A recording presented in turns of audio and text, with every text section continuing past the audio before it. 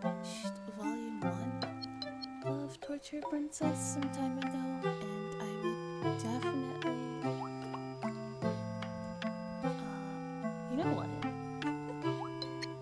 Since you like the prospect of me doing a backflip so much,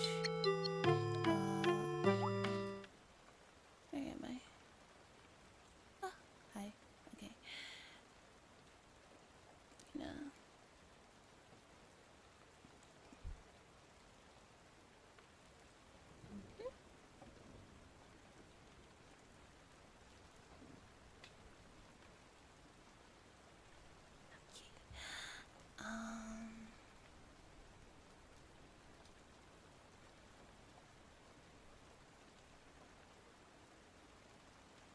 And then I'm going to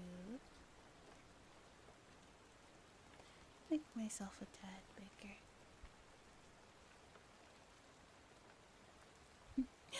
Hi, Comfy. Hello, hello everyone. How are you? Alright. So, let me pull up the book that we're reading.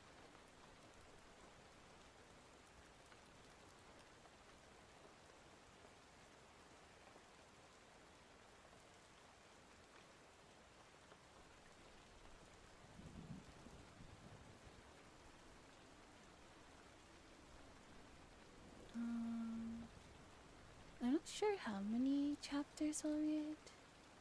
Probably like 2.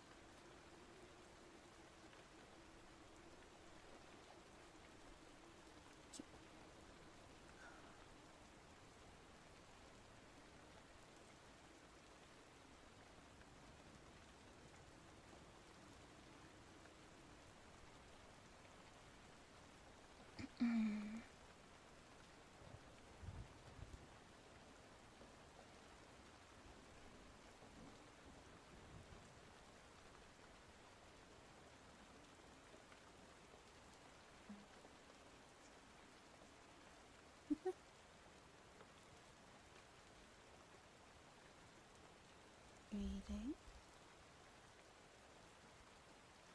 Psycome by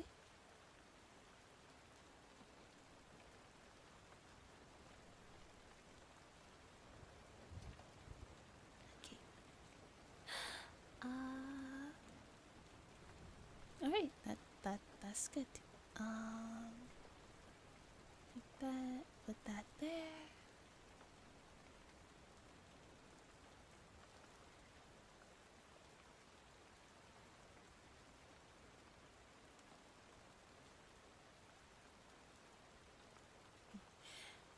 And before we start reading, let me put the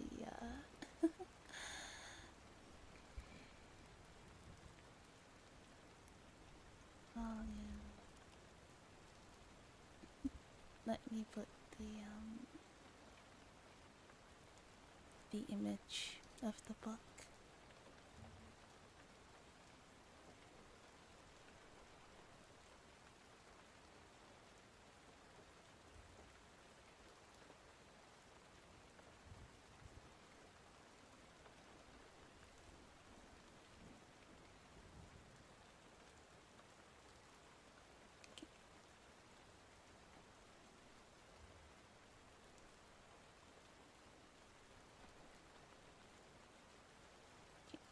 We're not reading Torture Princess.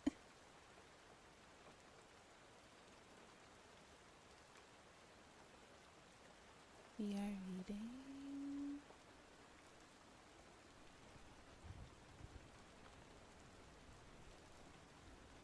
Where did it save the fucking...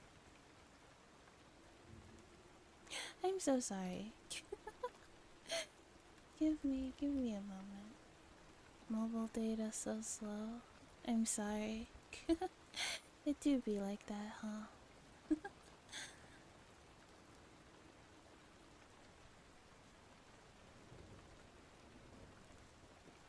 Oh, it is in the desktop. Okay. Oh, I see it.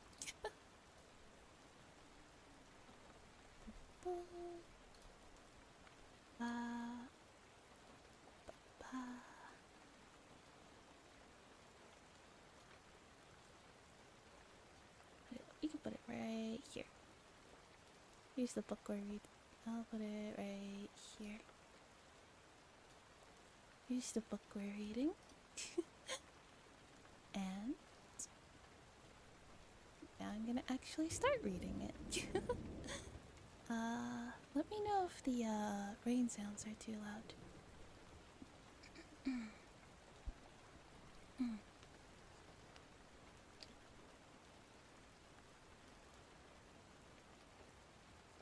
Alright.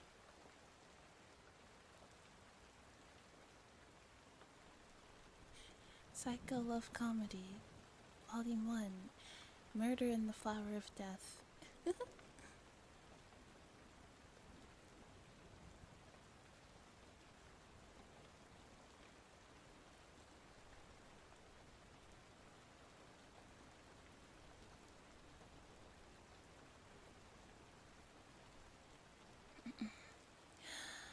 First bell, introduction. Bing bong, bang bong. A hoarse chime rang out from the warped speaker like a death rattle.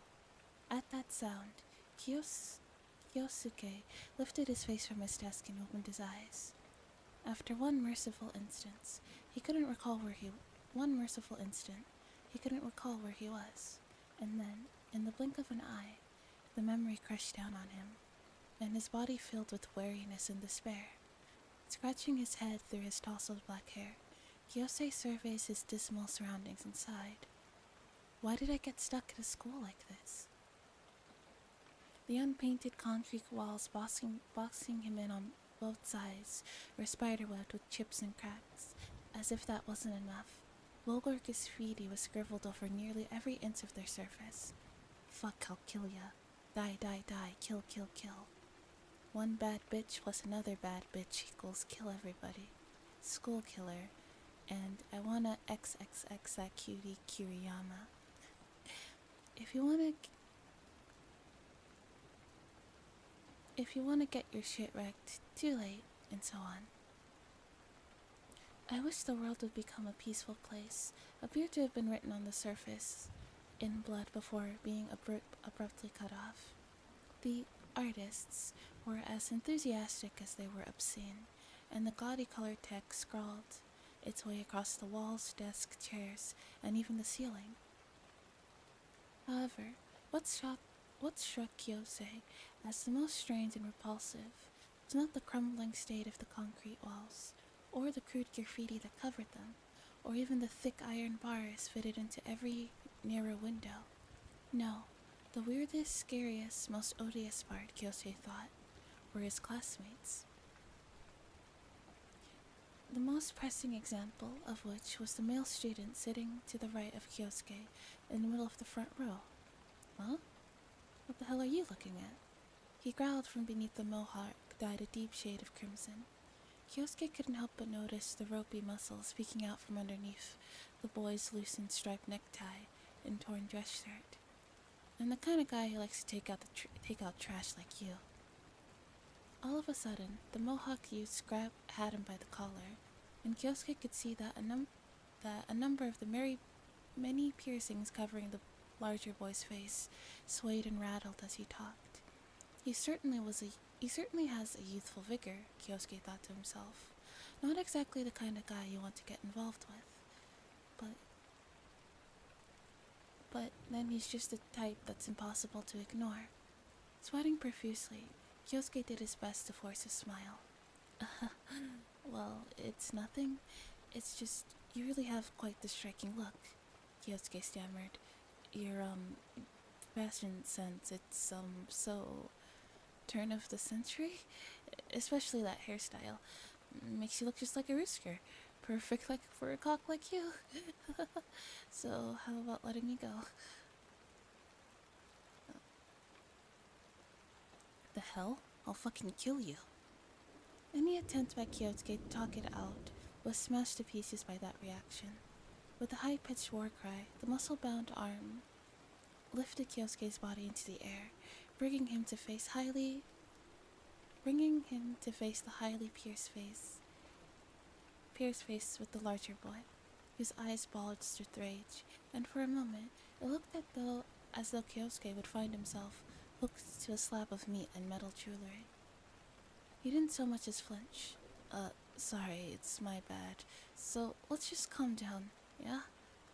Kyosuke's smile had disappeared, and he stared down the older boy, point blank.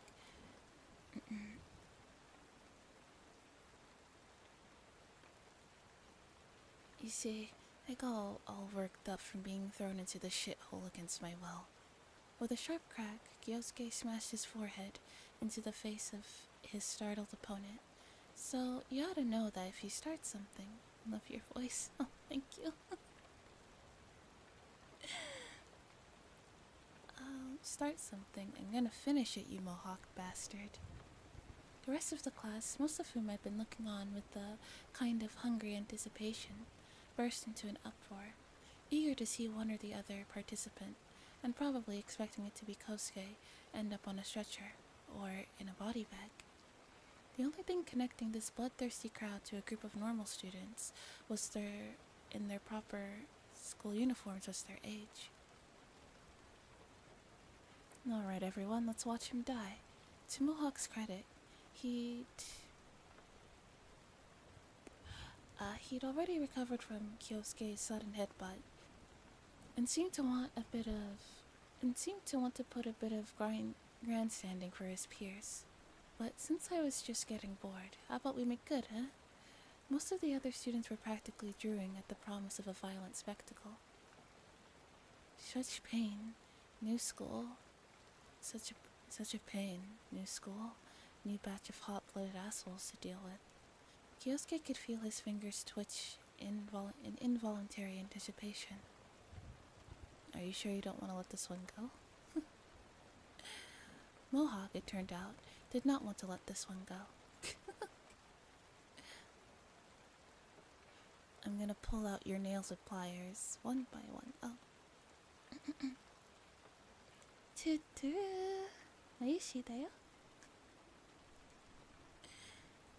Among the hungry crowd, a few faces stood out.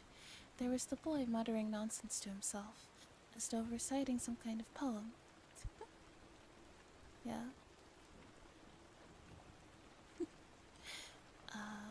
Poem, or prayer, or a mantra. There was the timid, mousy-looking girl, rushing around in a dizzy panic, stuttering, oh, thanks for the head tap. How awful! Anyone stop him! And there was an older girl, leisurely painting her nails, stifling a yawn as he ignored her surroundings. The more Kyosuke looked, the less the crowd seemed to fit together, to make sense, but he knew. Forced into this wretched school, crammed into this crabby classroom, Kyosuke knew, without a doubt, that there was not a single decent one among them. But what does that say about you? A small voice in the back of his mind asked. Kyosuke scowled. No, I'm nothing like them. Looking over his classmates' faces, he felt nothing but disgust well up from the deepest reaches of his heart, and he knew that they deserved it. Fine then, cockhead, let's go. I'll do a little surgery on that ugly face with my fists. Well, I've had it with you, asshole. Still holding Kyosuke's lapel with his left hand, Mohawk brandished his right arm menacingly. I'm gonna kill you. His rugged face, a tight ball of muscle, peeled back and rattle, rattle, rattle, ram. At that exact moment, the door at the front of the classroom slammed open to reveal a lone girl standing on the threshold. Judging by the name brand suit and bundle of papers under her arm, the girl was a teacher, though she certainly looked too young for the part. Hey, you jackasses. What you up to, You want me to discipline you all at once? Scowling at the motley group of students, each of whom found themselves frozen in place, was a sweet young girl with bobbed hair and a voice of authority. She couldn't have been more than 4.5 feet tall, but if you replaced the suit and papers with a child's dress and backpack, she would have been the perfect picture of an elementary schooler. A moment of stunned silence fell over the class. It didn't last long. Discipline us? This little miss? Mohawk had taken his hands off Kyosuke and was now pointing at the girl, standing in the doorway, laughing and holding his stomach. Oh, wow.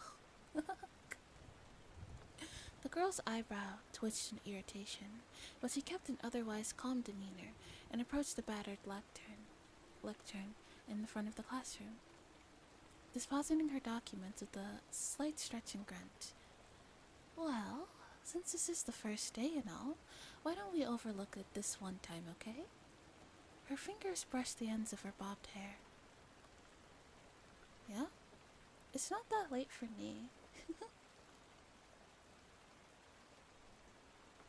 Yeah, I'm doing good. Yeah, it's only 8.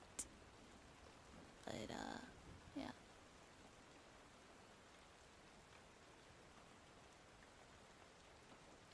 Her fingers brushed the ends of her bobbed hair unconsciously, as if they were bothering her. Now, before I go and change my mind, why don't you cut the laughter, Or else it will be straight to discipline. No delay. I will absolutely not forgive backtalk. Just came to check up. Have to go to sleep. Take care. Sleep well. Sleep well, Chris. Thanks for stopping by. Sweet dreams. Mohawk licked his lips in cruel anticipation. Well, isn't this interesting? With both hands, he grasped the back of a nearby chair. Let's do this. In a split second, Mohawk hoisted the chair overhead, trampled the desk with a leap, and rushed at the girl. There was no hesitation or indecision, no moderation or mercy at all. Don't you scream and cry, little miss. The chair swung downward, directly at the top, on top of the small girl's head. It seemed like her fragile skull would be crushed under the blow. You idiot. The one who's going to scream and cry is you. Time to die. Out of nowhere, an iron pipe swung down toward the bridge of Mohawk's glittering pierced nose. The crunch of the blow was audible. Fresh blood, dark and ruby red, sprayed from Mohawk's face, soiling the girl's soft, pale cheek. He let out a dull cry, then crumpled, hair clattering to the floor beside him. Good grief, it seems you don't know your manners at all, jackass. Don't worry, though. I'll teach you plenty, starting right now. The girl's mouth was pulled back into a sadistic smile. And what will I teach you? Why, fear and loyalty, of course. Now, you might die in the process, but surely you don't mind, right? As small as she seemed, standing in the doorway, the girl appeared to tower over Mohawk now. Hey, jackass, how about an answer? Mohawk only groaned and writhed in the floor, clenching his smashed face. Come on, let's hear it. The girl brandished the iron pipe above her head. And your answer is? The dingy tile floor seemed to drop from under Kyosuke's feet, and he fell to his knees. What is this? Who are these people? Why is the teacher like this? From his lowered position, shuffled desk and chairs blocked Kyosuke's view to the front of the room, so he could just barely see the blood-stained pipe rise and fall again and again, accompanied by thick, wet, crunching noises, scattered by cries of "Stop!" and "Can this be?" and my eyes, and great crimson plumes of blood that painted the girl and the wall behind her. After several agonizing moments, there was a final dull sound, and then everything was still. Looks like he already passed out. Or maybe he's dead. Whichever's fine. Speckled with blood and grease, and shouldering the now bent iron pipe, the girl returned to the lectern. Hey you, how long do you plan on laying there? Do I have to teach you your manners too? Kyosuke snapped back to his senses to find a pair of big, round, charming eyes, glittering with adrenaline, looking down at him.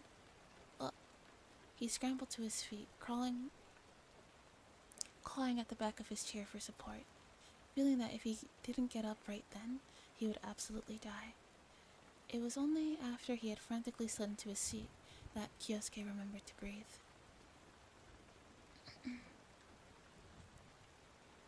Hey, jackass.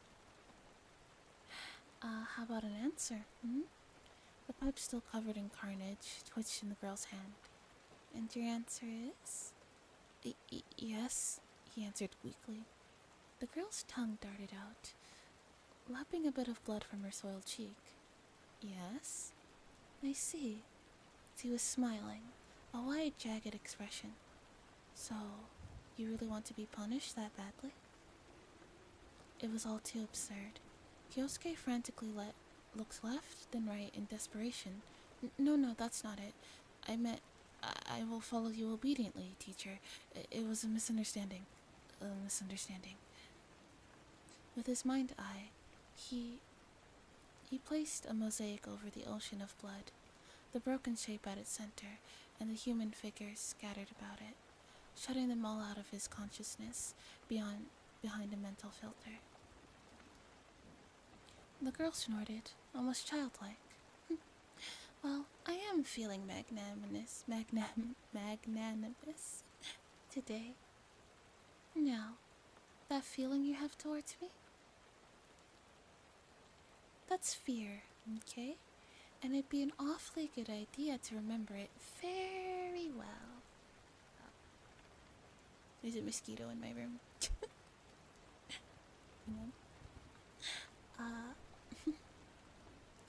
I wonder if the rest of you have learned. She turned to the rest of the class. At this institution, when you bite back at me, it always, without exception, turns out like this. If you value your lives, don't oppose me. Obey me, flatter me. Get on your knees, you filthy pig bastards. Her small voice was thunder in the silent, blood-stained classroom, and with a flick of the wrist, she brought the iron pipe up and then down again, showering the nearby students with slick gore. Any questions? In the midst of this nightmare tableau, where anyone sane would have curled silently into a fetal ball, the older girl to Kyosuke's left spoke the board, "No, ma'am," and continued applying tiny rhinestones and Swarovski crystals to her vermilion nails. Aside from her, all were silent, and the atmosphere of the room had been beaten to death. Well then, the teacher continued, unfazed, I think a little self-introduction is overdue. My name is Chiri Kurumiya. Starting today, I'll be your homeroom teacher for the year. My favorite words are submission and domination. My least favorite words are brat and pipsqueak. I may look young. She fiddled again with the ends of her bobbed hair, but I'm in the bloom of my 20s. Nice to meet you. Hey, how are you? Oh, hi, Ty. I'm doing good. How are you?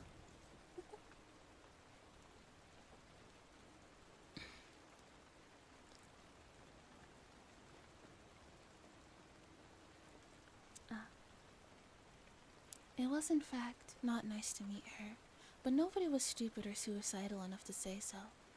Satisfied with the mute response of the class, Kurumiya continued. Okay. Now I know, just now there was some idiot laughing. Nobody dared to look towards Mohawk's crumpled, broken remains. Well, I was planning to thoroughly break you all in, but wouldn't that be unfriendly? It might not be as satisfying. But for now, I guess I'll give you passing marks. As she spoke, Kurama slowly surveyed the classroom, scrutinizing each student's face in turn. After she had stared into Kyosuke's trembling eyes for what seemed like an eternity, but it was probably closer to 10 or 12 seconds, she suddenly relaxed. Her cruel excuse for a grin gave way to a beaming smile. Then, in a sing-song voice, she recited a refrain like a requiem.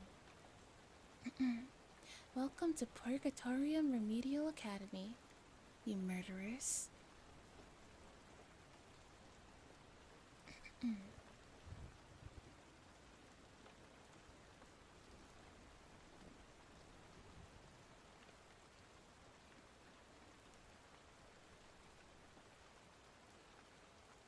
Okay.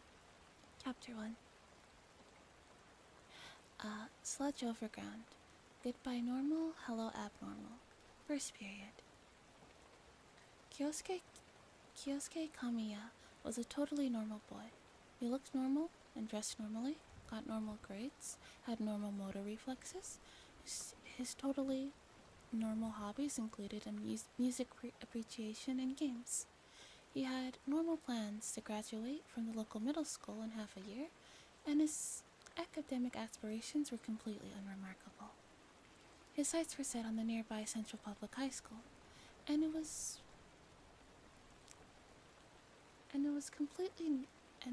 this completely normal 15-year-old student who had found himself in an old warehouse that was halfway to being a mausoleum. Kyosuke, whose bed-tousled hair was as black as his hoodie, jammed both hands into his pockets and silently took the shock of his surroundings, with tense eyes and a severe expression. 1, 2, 3, 4. There must have been 12 in total. Hooligans, street rats, and delinquent youths in flashy clothes surrounded Kyosuke, brandishing a nasty assortment of metal bats, crowbars, chains, and hefty bits of lumber. One of them,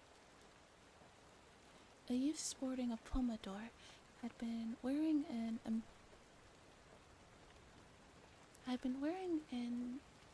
embroidered satin jacket, scowling at him. So, you're the Kyosuke Kamina we heard rumors about, huh? Slayer? Or is it Megadeth, huh? No, that's not it at all. I'm just normal Kyosuke Kamiya. Normal? Who said you were normal? Pomodoro laughed through his nose. Save the sleep talking for when you're actually asleep. The rest of the hoodlums joined in shouts of, "That's right, and tell him." Kyosuke silenced a lot of them with a long, slow glare, a grimace so full of icy malice that even the bravest among them were left struggling not to tremble. A couple... I've completely lost my flow. A couple of the less courageous looked to be fighting back tears. They seemed unreasonably terrified. Pomodoro raised his voice in strange bravado. You assholes, what are you so scared of? He's just one guy. Even if it is Kamiya from the Sonic Syndicate, with all of us here we can... Sonic Syndicate? Kyosuke reported. You mean that other gang I crushed a while back? Don't lump me in with those assholes, you idiot. Almost lazily, Kyosuke swung a careless fist, passing Pomodoro just below the shoulder. Ugh, my arm! Pomodoro roared, clenching the place where Kyosuke's blow had landed. My arm! He dropped to the floor, rolling around in the dingy ass blot and screaming. Kyosuke glanced down. Hey, would you look at that? It came out. It came right out. Deamao was definitely playing it up, having a real time of it too. Like it could even be that bad. I barely touched him. Unfortunately, not everyone agreed. Mobu, what? Of all the... He took down Mobu with one hit? His arm is just barely... What power? Is this guy really human? Hey, you idiots, pile on him all at once. He's Mobu's rival. Beat him up. Kill him. The rest of the thugs, turning away from Pomodoro's cheap pity party, seethed with anger, thirsty for bloodstruck revenge. They were quite a happy bunch. What a pain, Kyosuke snorted. And here I didn't want to have to get too violent, but what can you do? Pomodoro continued to moan and sob on the floor as Kyosuke began stretching each muscle in turn. Guess I've gotten this far. Nothing to be done, eh? He warmed up his legs with deep lunges. But if we're going to do this, I hope you don't mind if I go all out. Back, shoulders, neck. While rolling them around in order, he took in the view of the hoodlums surrounding him. There were 7 with weapons in hands, and 4 more brandishing clenched fists, while he was alone and unarmed. Hardly a fair mashup. Not that he minded such overwhelming odds. It just meant that he'd be able to finish quickly. As Kyosuke leisurely finished up his warm-up exercises, he began to chuckle. Well, what's the holdup? Come at me. I'll take you all at once. Really, big brother? You said you were just going out for a run, but you were fighting again, weren't you? You know I can tell. Are we going to have to ban you from leaving the house? Sorry, Ayaka. Kyosuke hung his head dejectedly, standing in the entry of his home.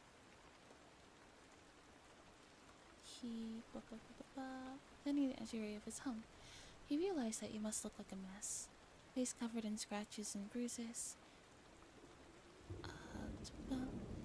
Once black jersey, now pale with dust and grime.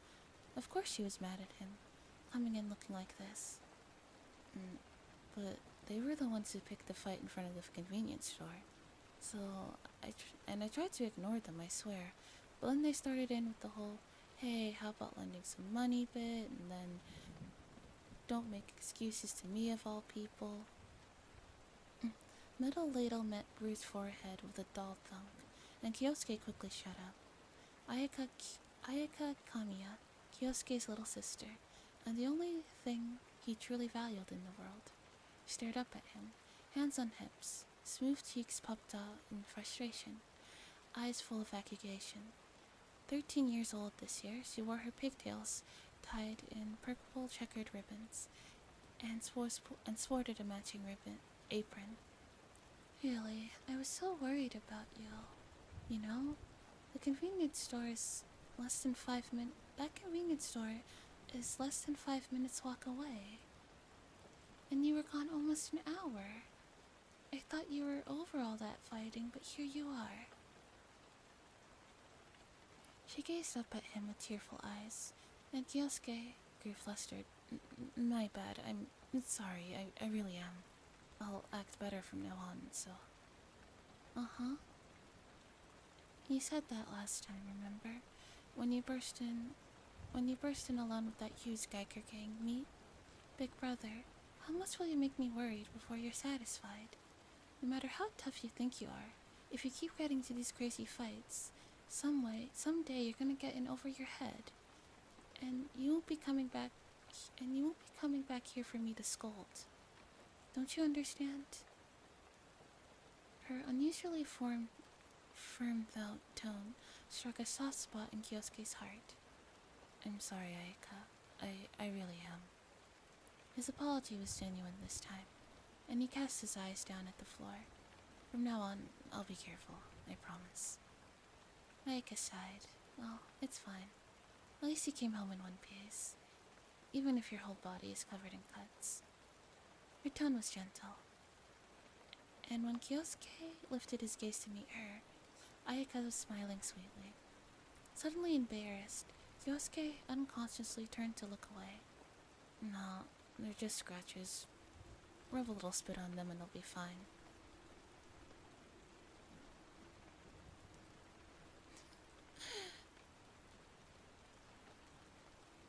Kyosuke put his hand to his cheek that she had licked, looking at her with reproachful eyes. But that glinting look that shook up the hooligans was completely wasted on an opponent like his little sister. Ayaka returned a mischievous wink and stuck her pink tongue out at him, saying, By the way, big brother, you have to properly sterilize your cuts, you know, and wash your clothes. Do you want to get in the bath first, and then dinner? And then some, don't say it. Some ayaka? If that's what you're about to say, I don't want to hear anything about it. Huh? What were you saying, big brother? I was gonna say have some ice cream. After dramatically tickling her head, Ayaka laughed weirdly. Hey, come on, I totally got you. You're so embarrassed. Kyosuke turned his mouth down to a slight frown, but otherwise took his little sister's ridicule in stride. Whenever he came home after a fight, she found a way to teach him a lesson. Oh, Ayaka. I may not be able to avoid these pointless fights, but I still hate to make her worry. Kyosuke's hand clenched into a tight fist.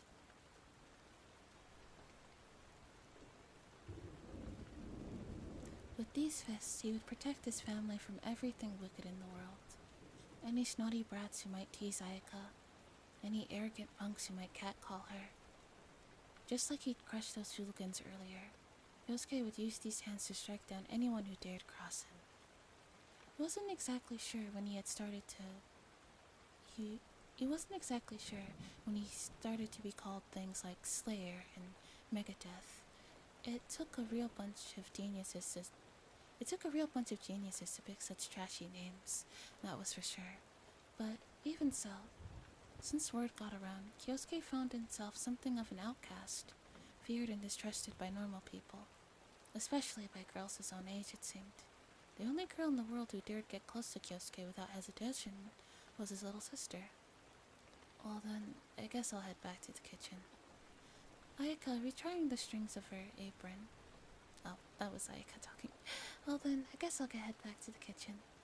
Ayaka, retying the strings of her apron, snatched up her ladle, her whole demeanor growing cheerful in an instant. Mama and the others are still gone for a while on their trip overseas, so I have to do my best.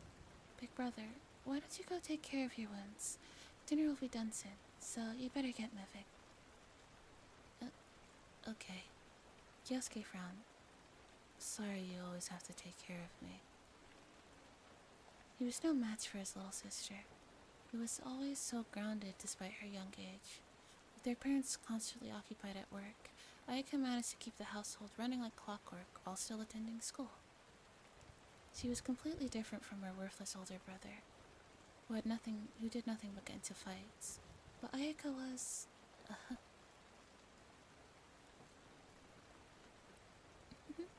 You really are a handful. You'd lose your head if it weren't for me, you know, but I need you too. You keep me safe, so I can live with a smile on my face. Stay by my side forever, and let me take care of you forever. She flashed him an innocent grin. Kyosuke felt his cheeks flush. Apparently, Ayaka needed him after all. So he would. Of course. I'll always be by your side, and I'll give you plenty to worry about. Days like these were precious, and he wished they could continue on forever. Drink some water.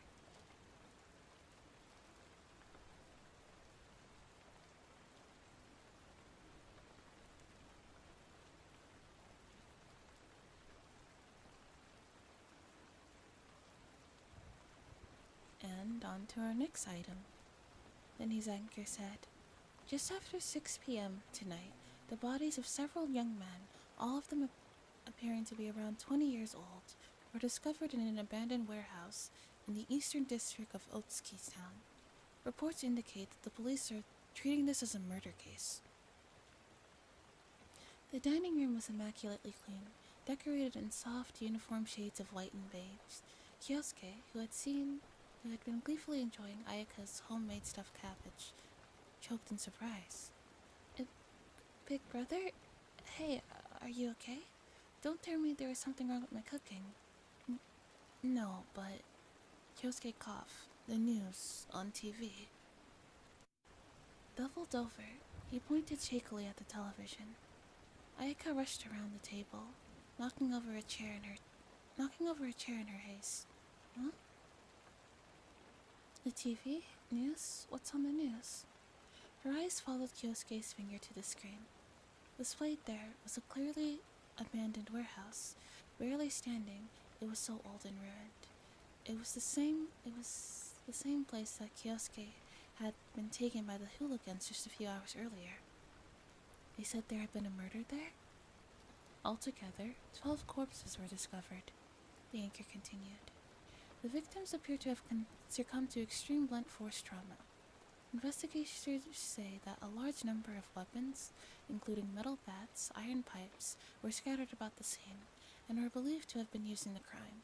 The police will be conducting a full investigation, but cannot rule out the possibilities that these young men were involved in some kind of gang violence.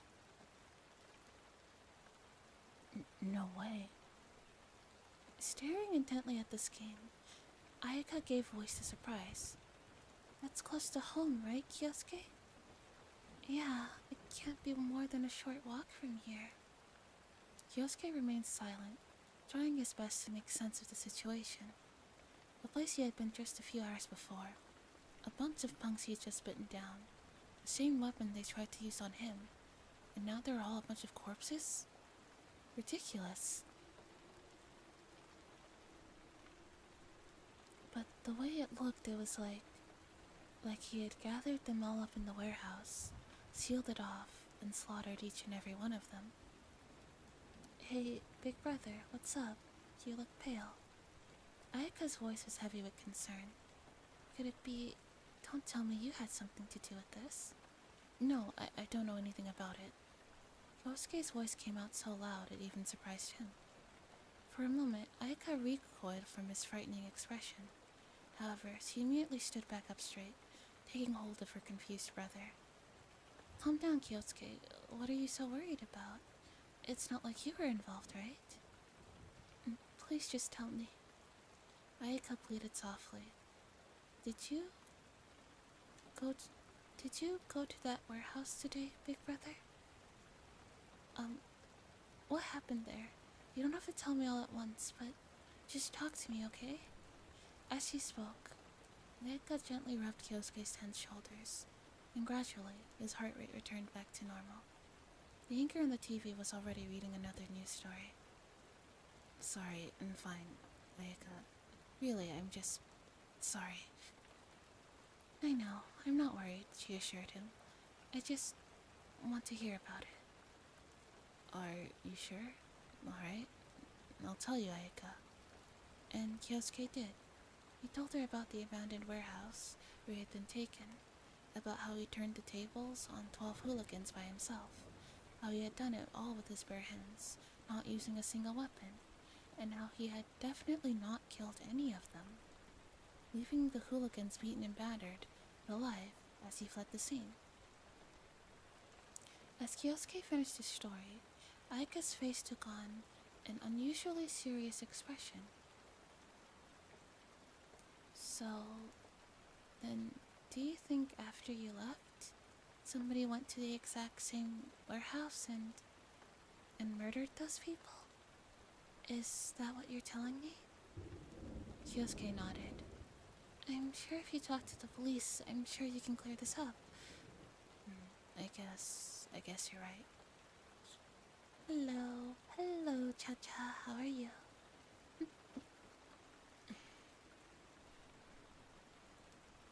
Kyosuke nodded.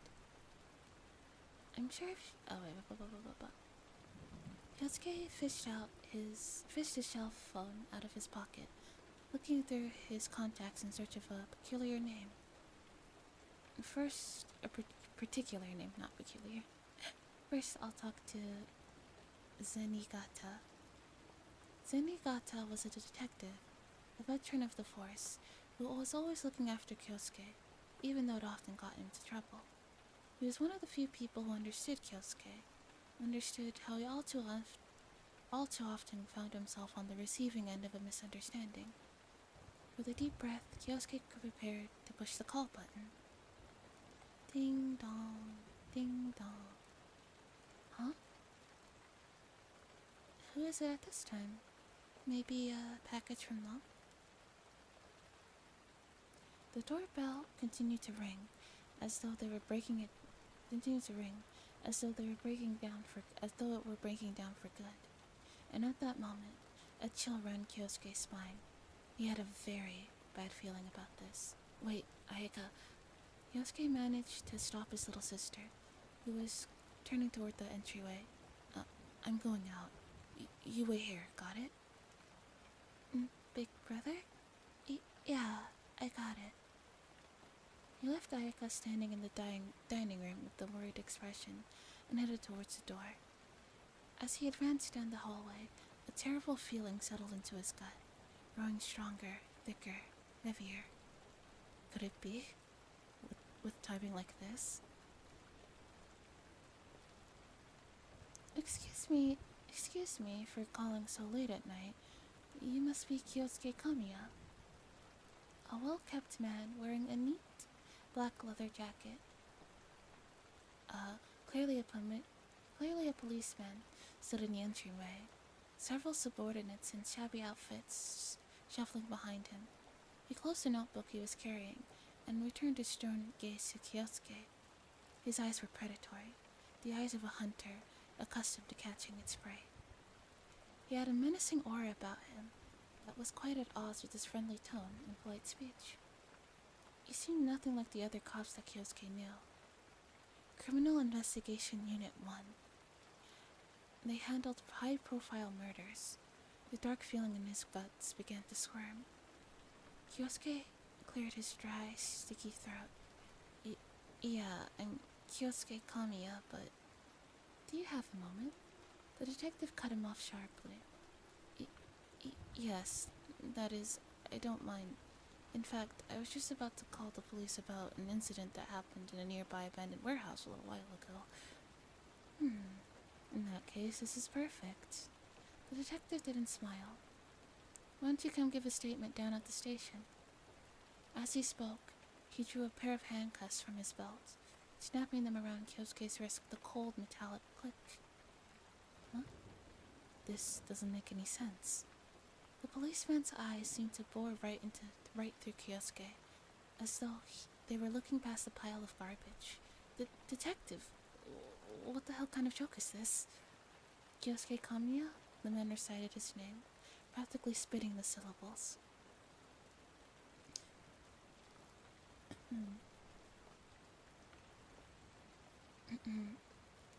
Where was I?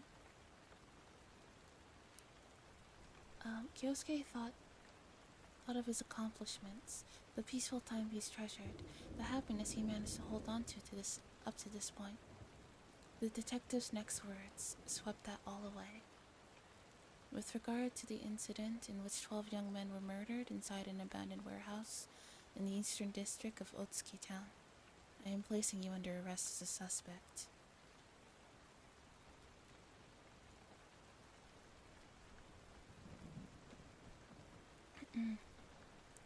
And that's how it is, Kurumiya continued. The 16 of you are gathered here. Hang on. What voice did I give her again? Trying to remember.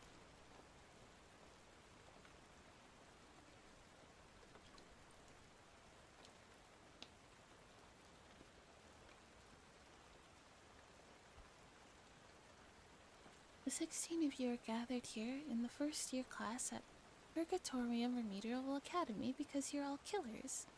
Take a look around, man. Everyone you see is the same. A murderer. The tough-looking ones, the ones that seem harmless, all the same. You should definitely take this chance to get as buddy-buddy as you can in the next few hours. She finished with another childish giggle. Kyosuke clenched a fist under his desk, resisting the urge to stand out and to shout, to flee. He was trapped. Get friendly? As if I could get friendly with these scumbags. What a joke. He kept his head low, shaking only slightly. 15 murderers, all in the same room with him. It was almost too much. And Kyosuke realized that no, there weren't 15. Not anymore anyway. As Kiyomiya had been speaking her oppressive yet sweetly lisping way, people in white medical garb had come fish mohawk out from the ocean of blood. carrying his mangled, nearly unrecognizable form away on a stretcher with practiced manner. He wondered if Mohawk had also committed murder. He shuddered, thinking that he had gone and picked a fight with someone like that.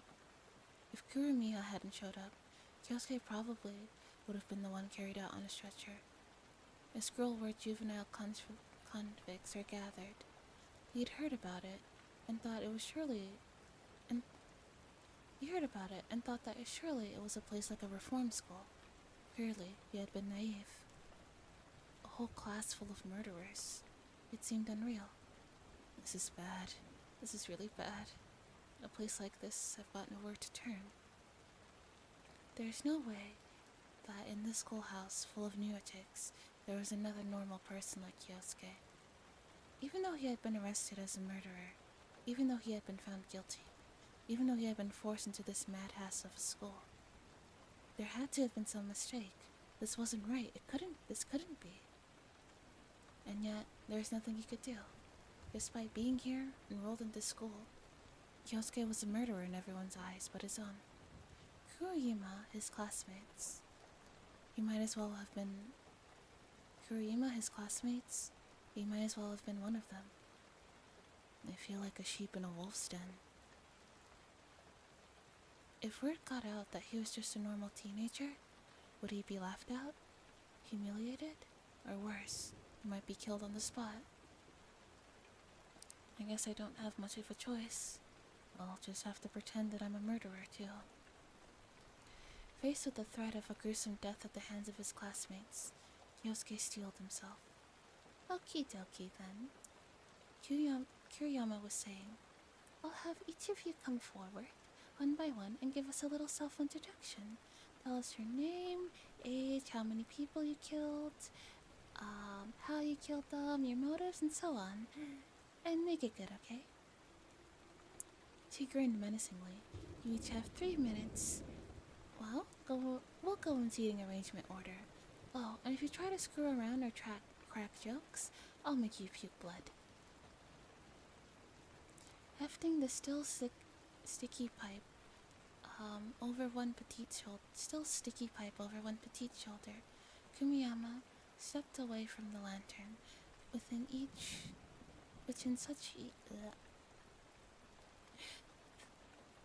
such easy reach of that lethal weapon. The pressure to give an acceptable self-introduction was palpable. Kyosuke, however, was facing a unique difficulty. He would be expected to explain the method of his killing and his motivation, but he had never killed anyone in the first place. Clearly, he'd have to make something up. But every one of the other students listening was an experienced murderer, shuddering under the weight of anxiety.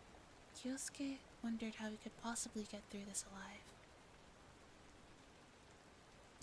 Jeez, what a pain, grumbled the older girl next to him, as she rose to her feet, stifling a yawn.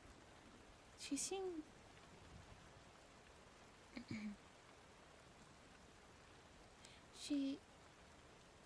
to be up first, tossing her manicure tools down to her desk. She languidly approached the podium. Kyosuke noticed, for the first time, her incredible beauty. She had smooth alabaster skin and delicate, handsome features. She wore her rust red hair in a long, wavy ponytail, the shapely bangs framing her aristocratic face.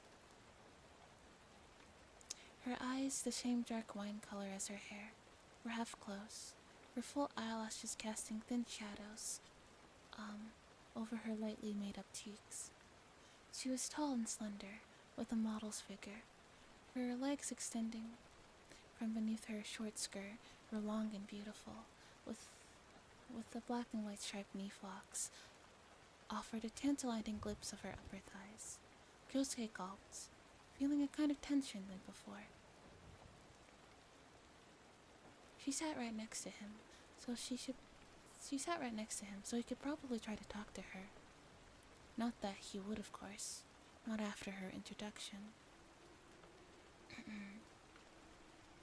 I'm Eri she began with a listless voice. 15 years old. I've killed 6 people. Eri said it as though she was nothing. What? The classroom was noisy. Even Kuriyama seemed somewhere between astonished and impressed. Everyone looked shocked at the number of people she had killed, and it was no wonder.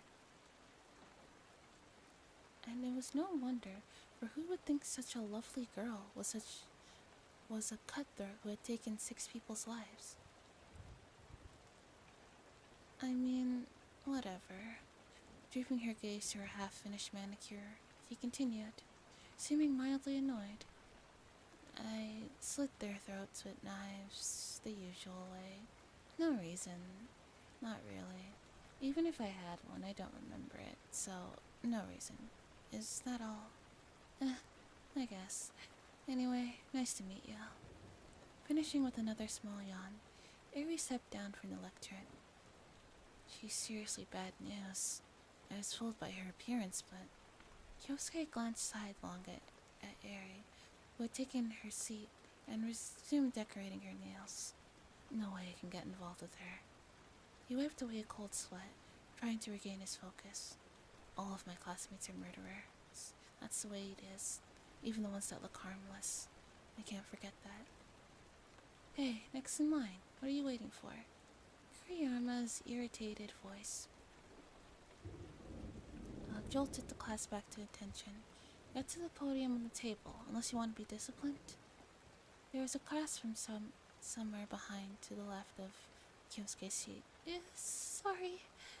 A petite girl with short chestnut-colored hair made her way up the aisle, her slippers flapping audibly. Really sorry. I was spaced out. With an appearance resemblant of a small, vulnerable animal, and a childish, inarticulate way of speaking, the tiny girl seemed so shaken by Kuriyama's angry tone that she barely made it to her lectern, tripping over herself several times in the process. Her tear-stroked, flaxen-colored eyes wandered restlessly left and right, and she said, well, it's, sorry for being born. She bowed vigorously with an audible whack through her full head, on the top of the flat wooden podium. The classroom fell silent again. The girl didn't move. Her forehead stuck where it had impacted until finally, her stiff body began to tremble. Little by little. Now see here, don't cry, thought Kyosuke, just as Kuriyama readied her iron pipe and said, Go ahead and cry. Should I smash your stupid skull? Her face was perfectly expressionless, her threatening voice low and dry. The trembling girl's body twitched with a noticeable start, and she raised her tear-choked face. I'll be already crying. Sorry. Kuriyama's cheek twitched. Kyosuke was sure it was over. Probably anyone would have thought the same. The girl let out a small shriek, clearly at her wit's end, pursed her eyes closed hard. Well, I guess that's that, huh? Kuriyama sighed, the iron pipe swinging downward, slicing audibly through the air with bone-crushing force. Continue your self-introduction. You have 1 minute, 46 seconds remaining. The tip of the iron pipe came to a stop just inches from smashing the small girl's skull. Michael, really sleepy, but I'm here? Hi, welcome. Well, hope you enjoy the story. Hopefully I can help you sleep. What? The girl opened her eyes a sliver to see that Kuriyama had already replaced the iron pipe over her shoulders and fallen back a step, facing the girl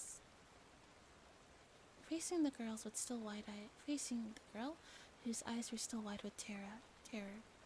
Kurumiya spoke again. Hey, stupid. What do you think you're doing, huh? Get on with it already. Don't think that because you're such a pipsqueak you can test me. Apparently, Kuriyama felt some sympathy for the girl. Maybe looking at her reminded the sadistic teacher of herself in some way. Yes. Wasting no more time, the small girl at the podium straightened her shoulders and raised her voice, speaking in a skiltering lit without pausing or breathing. Mina Igarashi, 14 years old. My favorite foods are fluffy things and stringy things and sweet things. My least favorite foods are crunchy things and sticky things and bitter things. What was it? Oh yeah, the number of people I've killed. Oh yeah, the number of people you've killed. I've killed. Tears filled the small girl's voice. Mina's eyes filled the small girl's Mina's eyes once more. She bit her lips, continued in a shaky voice. 3 people, but that was an accident. Because I'm stupid. Because of me, everyone. She began to sob in slow and now in short high-pitched shudders. I didn't kill them because I wanted to. I'm sorry. I'm an idiot. I'm so sorry. I didn't say that right. I'm incompetent, but nice to meet you. I didn't say that right, Gwen. I messed up. Mina dejectedly returned to her desk, her tear-choked face showing an awareness of profound sin. Looking at Mina, who sobbed convulsively in her seat, Kyosuke felt his heart lighten. There it is. There's one. A decent person. Murder is murder, but the impression given by the first girl had been so jarring that he thought for sure that his classmates were nothing but deviants incapable of contemplating anything other than cold-blooded murder. But thinking it over, Kyosuke realized that there were probably a handful who committed crimes of passion.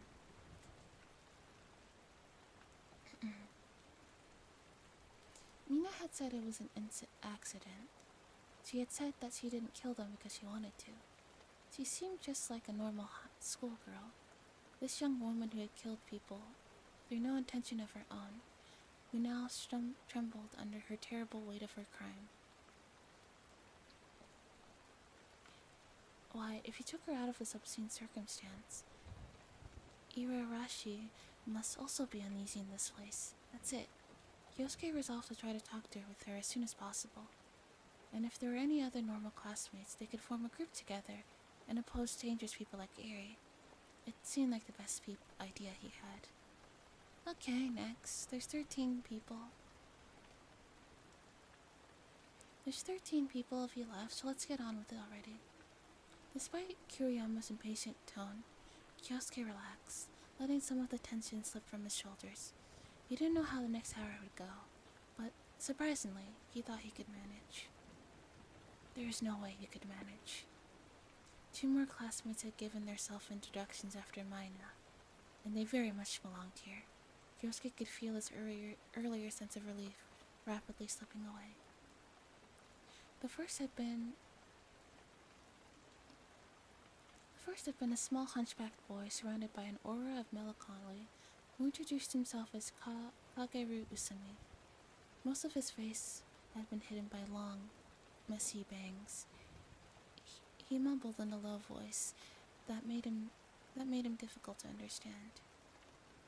From what little Kyosuke had been able to make out, Usami had killed 1 person, but he mostly spent his time on the podium reciting strange names Kyosuke didn't recognize, like Daphne Donner and Ed Gein. Oh, yikes. Maybe they're actors? The strange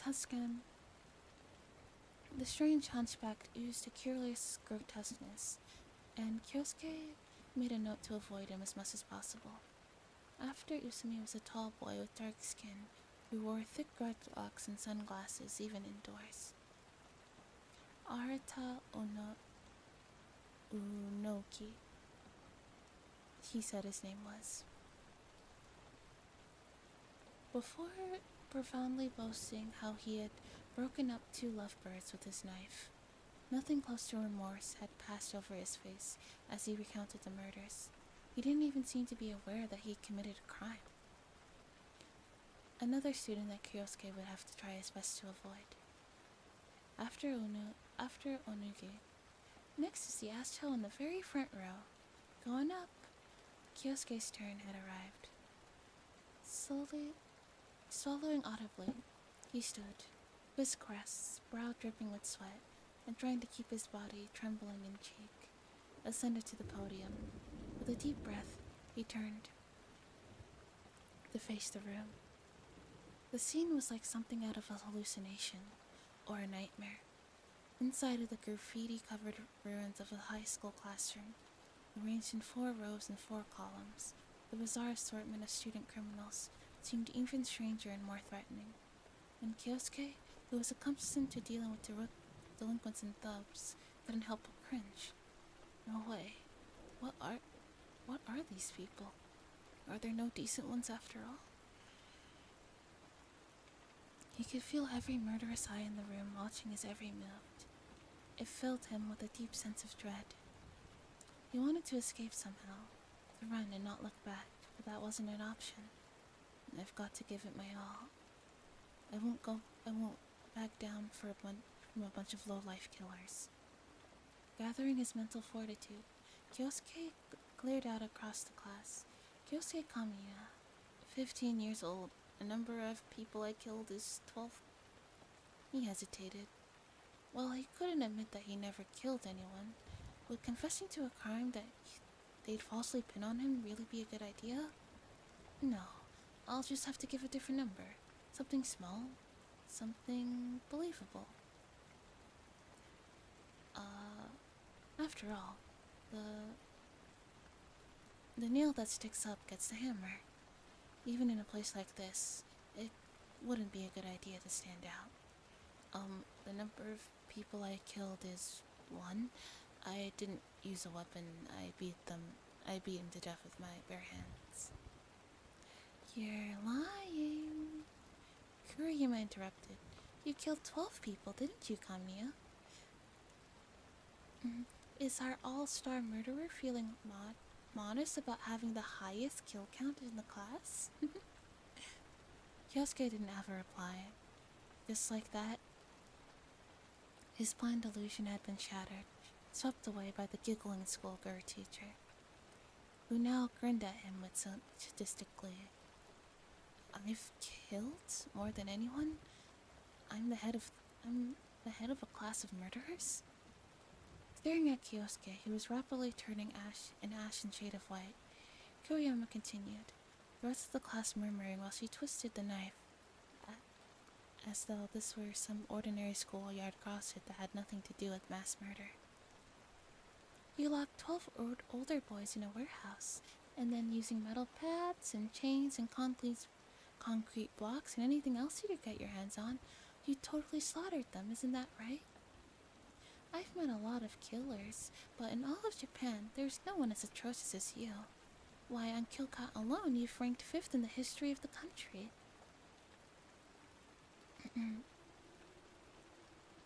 Second for most kills at once, just beyond the Tutsuyama 30 massacre.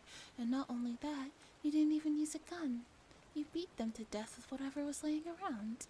And on top of it all, you're still a minor. How absolutely hellish. I bet you were planning on acting all mature and aloof, thinking you'd trick me, right along with the rest of the class, eh? But so much for that idea, huh? That's right. I promise here and now that I'm gonna beat that cowardly, cunning little mind of yours into shape. That's it. I'm done for. Kyosuke could hear the whispers of his classmates. Who the hell is this guy, Kyosuke Kamiya? He's really horrible. Double digits? That's too awful. Mass murder? 12 people at once? That's crazy. What a frightful person. The splitting body fluids, the grave matter flying around, the agonized death shrieks. Oh, scary. That's scary. Get me out of here. And so on. Oh, thank you, honey. Thanks for the raid. Hi. I'm just doing a little ASMR streaming. Now let me shut you out.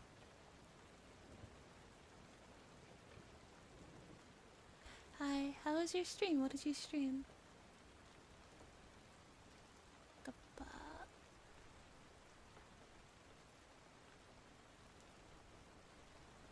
cutie cafe raid. Thanks for that.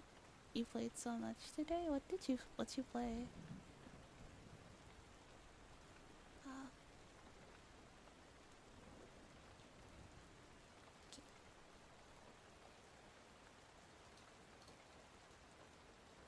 I misspelled shadow.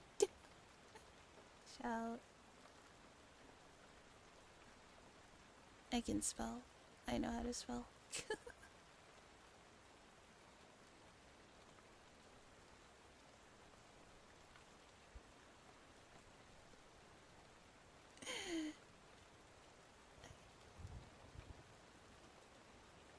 Big brain, and spell words.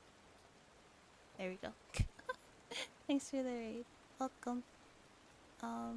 If you guys like need to, like rest, if you guys need to like rest up and stuff, that's totally fine. But hi, I'm Koalo, the streamer, ASM artist. Right now I'm just doing a ASMR stream, reading this book over here. Yeah, but welcome. I hope you can get cozy and relax if you decide to hang out. Hang on. How much longer is this chapter?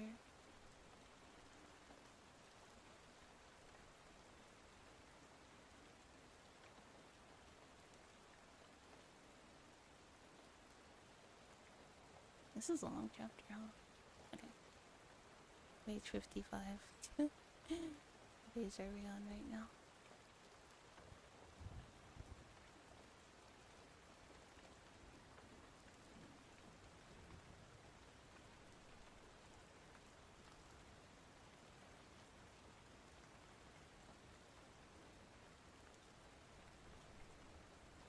Okay. We still got quite a bit.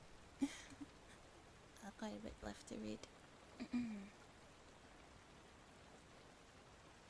In perhaps the worst possible turn of events, Kyosuke had just now gotten everyone's attention, and there was no going back now. Damn it, now I'm a target for sure. After class I bet someone's going to.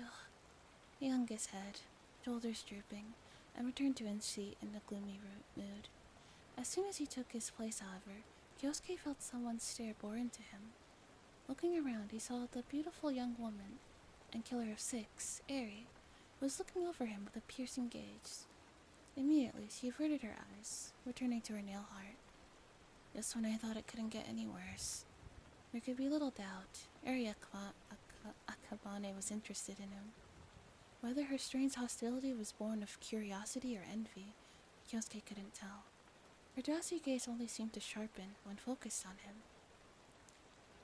Those rust-red eyes, sharp like blades, Kyosuke's skin prickled in terror, and for a moment it felt as if a knife was logged in his throat. This is bad, this is really bad. Not just Eri, everyone is looking at me. As the self-introductions continued, Kyosuke wondered how many days he could survive. Hello everyone, I'm the Japanese Ted Bundy, Shinji Satome. That's not something to brag about, Shinji. I'm sure you know you all know who that was, right? Ted Bundy? He's that peerless strangler from America, the murderer whom I admire and respect the most. While I personally can't compare to his marvelous 30-person kill count, well, I have to kill 2 people, both of them girls. I strangled them with my bare hands.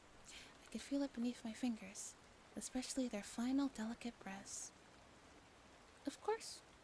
What the okay. I love girls, especially beautiful girls, especially when they look like dolls, like Eri Akabane from earlier. Anyway, Kyosuke Kamina, let me say that I truly respect you as a killer. It's nice to make your acquaintance. Oh no. The boy was pale and delicate, beautiful at a glance, but utterly horrible. When their eyes met, he winked at Kyosuke, who felt his stomach turn. There was no doubt, this Shinji was completely, unredeemably insane. Of course he thinks I'm just like him, everybody does. To add to his nicknames Slayer and Megadeth, now came the Warehouse Butcher, Killer of 12. Yes, hi, hello. Oh, thanks for following. Welcome. Um...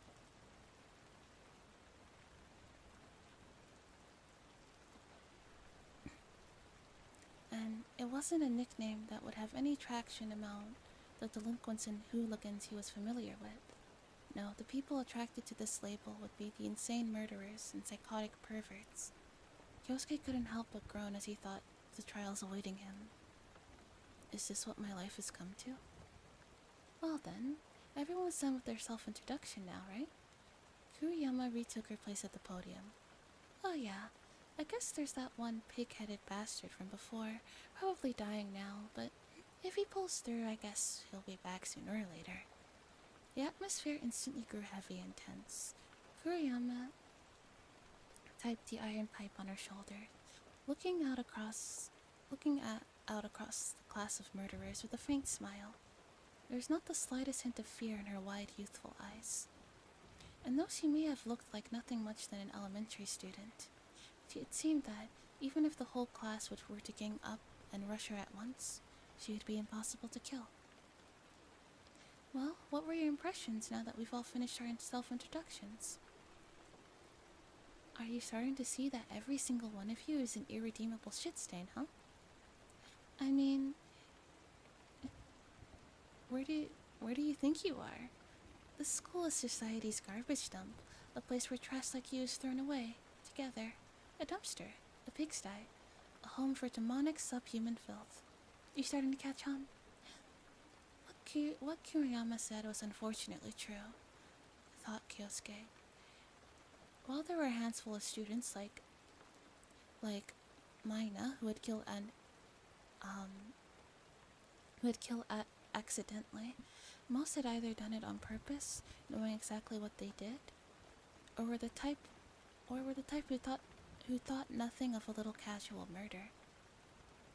I'm supposed to lead an academic life stuck with these bastards? Impossible.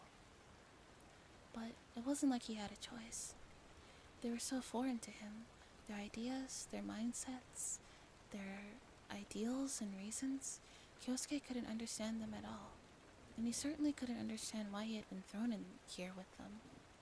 An abnormal institution for even abnormal students. Is this hell? Kurumiya was saying.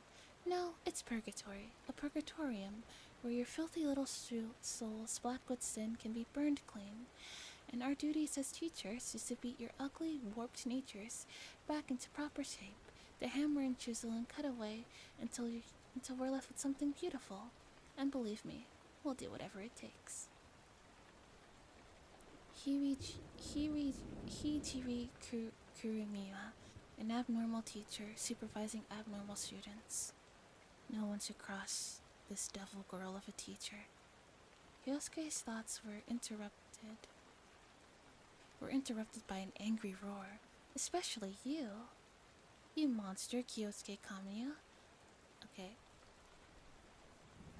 The filth stuck to you was worse than anyone else. I plan to properly purify you. Well, I'm looking forward to it. You killed 12 people, so I should be 12 times as rough as you, right? You think you'll die first or go insane? All the eyes in the room were fixed with him. Hi, Light. Hi. We're reading a new book today. Yeah, we're gonna... I'm not sure if I want to read the full... the full series of this light novel, but we'll definitely read volume 1. We are gonna read all of Torture Princess. You can't hear anything. What do you mean? What do you mean you can't hear anything? Is my mic not on? That doesn't make any sense. Oh, okay. Okay, got it. Alright.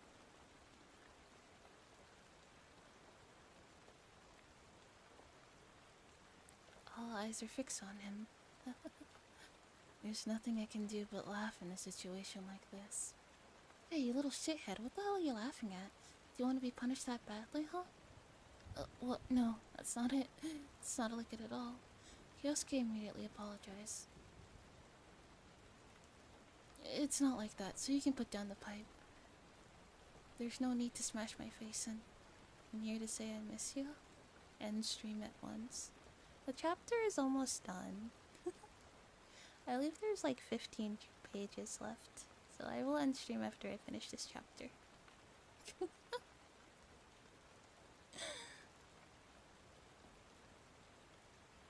I'm like debating whether or not I want to continue on with this book, or if I want to like continue with Torture Princess. But I don't know. I don't know. Maybe we'll read like both at the same time. We can like sprinkle them. We can go like back and forth between the two.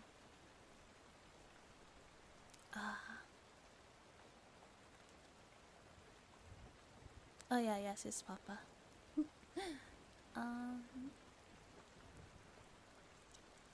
There is no need to.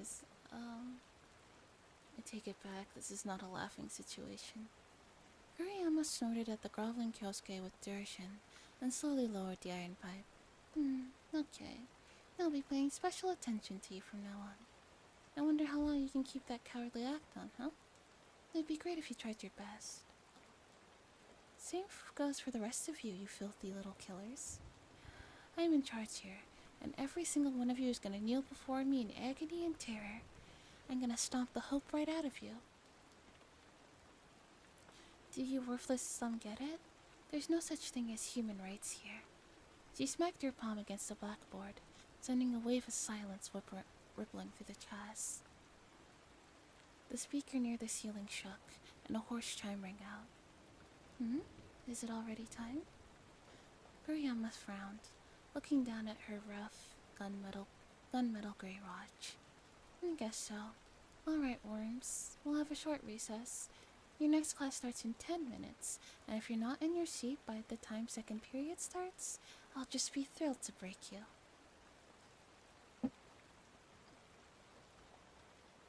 She wore a crooked smile on her sweet, innocent-looking face, an expression that did nothing to hint at the violent thank you for the head pat, at the violent sadist underneath. Kyosuke silently stewed at his desk. Wait, you. As Kyosuke was rising from his seat, old voice, sharp like a knife, stopped him in his tracks. He awkwardly sunk back down to his chair, reluctantly turning to face the speaker. What is it, Area Akabane? Area is fine, the young woman replied. Tell me, did you really kill 12 people? She mentioned it so casually. There were daggers in her half-lidded eyes, and though she kept her head bowed over her painted nails, those eyes tracked Kyosuke's every movement. Her frequently seemed more like a cross-examination than a genuine question. No, that is... Kyosuke stammered, averting his eyes from her intense gaze. Pardon me, interrupted another voice. Would you be so kind as to allow me to join this conversation? I had meant to speak with you during the breaks, but it seems that you've been otherwise engaged before I could reach you. It was a bright, amiable voice. When Kyosuke turned to face the new speaker, he was met with the sight of a beautiful, gentle-looking boy with light brown hair, wearing a friendly smile. Lovely to meet you both, by the way. I'm the Strangler, Shinji Satome. I'm so pleased to be in the same class with two splendid killers. Truly, it is an honor. Yeah, Kyosuke muttered. Same to you. He stared at the boy's outstretched hand, hesitating,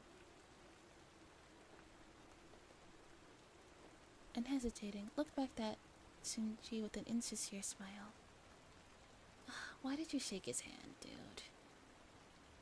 As Shinji's strangely cold, clammy hand met his, Kyosuke felt a chill run across his skin, as though thousands of insects were crawling all over his body. Shinji had strangled 2 girls with that hand. Thank you very much, Mr. Kamiya, and Miss Eri too. She stared at Shinji's expressed hand, with the barest hint of disgust passing over her expression. Could you put that filthy paw away?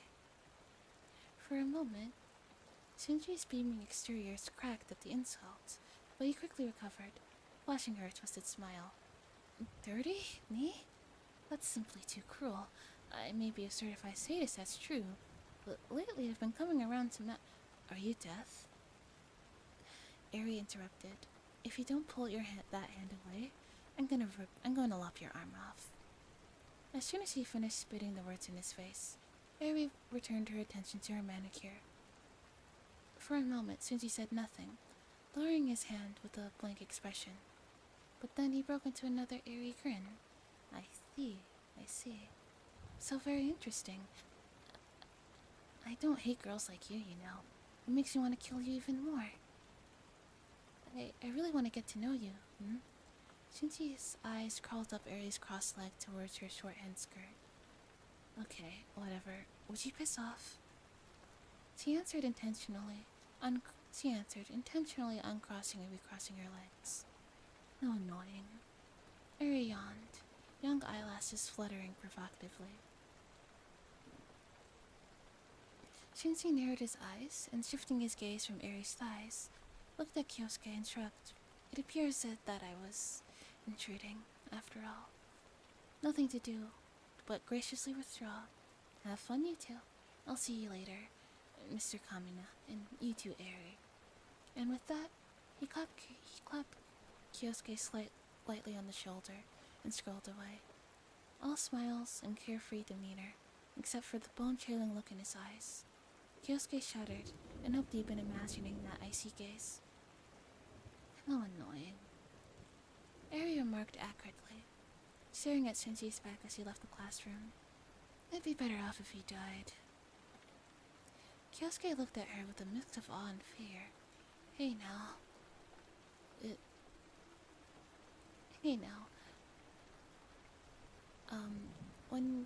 When you say that it would be better if he died, does that mean you, Miss Akabane?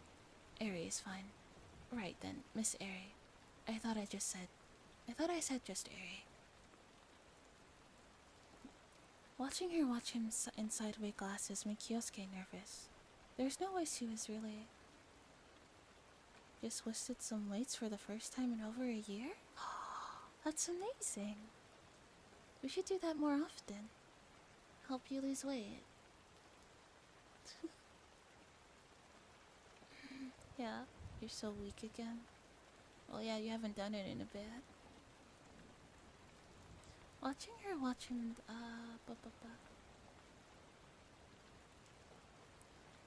there's no way that she was actually upset. Actually upset about what name he called her. But this girl was the Scarlet Slasher. Who knew what might set her off? Eri? Kyosuke recalled a bit. How do I put it? Let's try to play nice, okay? What are you playing? What are you saying? We're being perfectly nice, aren't we? Right, sure. Well, if that's the case, maybe you could stop giving me the stink eye and just look at me straight on? You know, talk to me like a normal person? Or at least stop glaring. It's making me nervous. Eri clicked her tongue in audible irritation. Are you trying to start something? What? That'd be crazy. And anyway, aren't you the one starting things? Kyosuke replied. Why do you have to be so snappy? If you hadn't given that attitude to Shinji just then.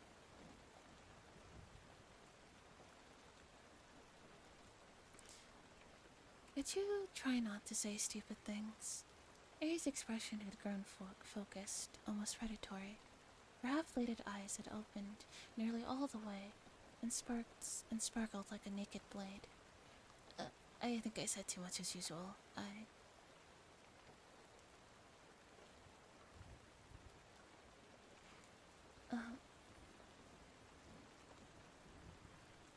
Didn't you hear his self-introduction? That girl only killed 2 girls, 2 of them, and he's a total pervert. There's not a girl alive who would make nice with him. Well, yeah, but you also killed 6 people, didn't you? Kyosuke swallowed the words before he could escape his mouth. Besides his alleged 12 murders, Aries' 6 were the highest in the class. Trying to rein in his expanding sense of terror, Kyosuke changed the subject. By the way, there's one thing I've been wondering this whole time. What did Shinji mean when he indulged himself with the girls he killed?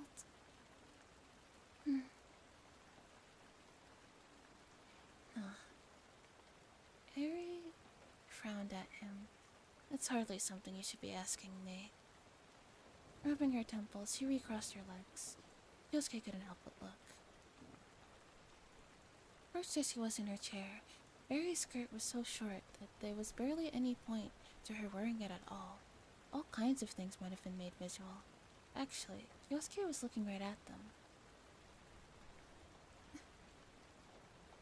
Black and white striped panties, was it?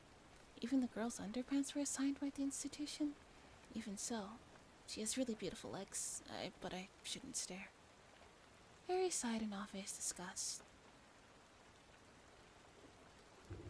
Are you an idiot? He had his way with them. Fulfilled some kind of sick fetish or fantasy. Guys like him can't really do it unless their partner is dead. What you don't mean... Kyosuke felt his gut sour in revulsion. You can't expect me to say it out loud. Eri glared. Her eyes were almost completely open.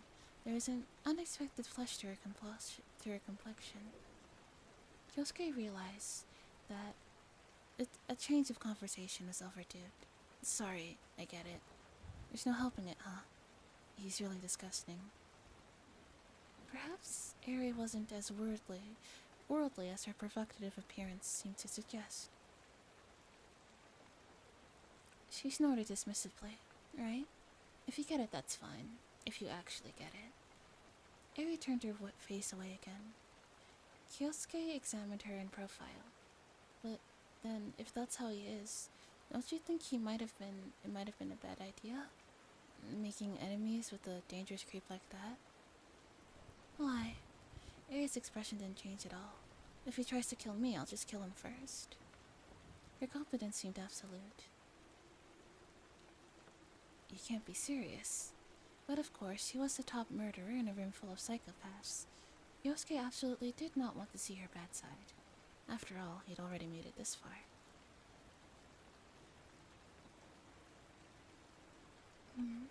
Most of the students here are nothing more than amateur punks, right? And if any of them were thinking about clumsily committing more murders, I wouldn't even have to bother killing them. They'd be sent to the next world. They'd be sent to the next world via iron pipe, like Mohawk this morning. That's certainly true, but don't call them amateur punks where they can hear it. If a tough guy like Mohawk was beaten like that, seeing a girl like you... look, even if you're the Scarlet Slasher, I don't want to see you like that. Riri's jaw slackened just a bit. You idiot. That goes without saying, doesn't it? Don't lump me together with that trash. It's insulting. I choose my own opponents, of course. I choose my own kills too. Her voice trailed off into a faint whisper. If Kyosuke could ask anything in return. Shinji appeared in the doorway and made a beeline toward them. Why'd he have to come back? Eri clicked her tongue again, then returned to working on her manicure. On each crimson painted nail, she implied individual mind stones, with a set of small teacher. She kept that up even in the middle of the class, and the teacher didn't say a word. Hello again, Mr. Kamiya. Shinji began cheerfully. How far did you get with Miss Eri while I was away? How far? Yosuke's brow furrowed. We were just chatting. Did Shinji really think he'd come back to find us holding hands or something? From the corner of his eyes, Kyosuke caught Eri giving him a fleeting glance. Shinji stared outward like an actor on stage. Come now, that's no good, Mr. Kamiya. When you meet a pretty girl, you have to close the deal within 5 minutes. In this class, it's already impossible, you know. No, that self-introduction was definitely a blunder. No one knows anything about me in Class B, so I went over there to try and make a play, but it's no good. You know, there was not a satisfactory woman in sight. Oh, there was this huge girl, really monstrously huge, and another weird one wearing a black gas mask, but it certainly looks like our class got the best of the best. Haha. I guess you've been busy. Kyosuke replied uncomfortably. Of course there are other classes, but a gas mask? Hike OAO, I got sent home from work. Oh, is everything okay? Hi, thanks for resubscribing. Are you feeling okay? Is everything fine? Thanks for resubscribing. I appreciate it.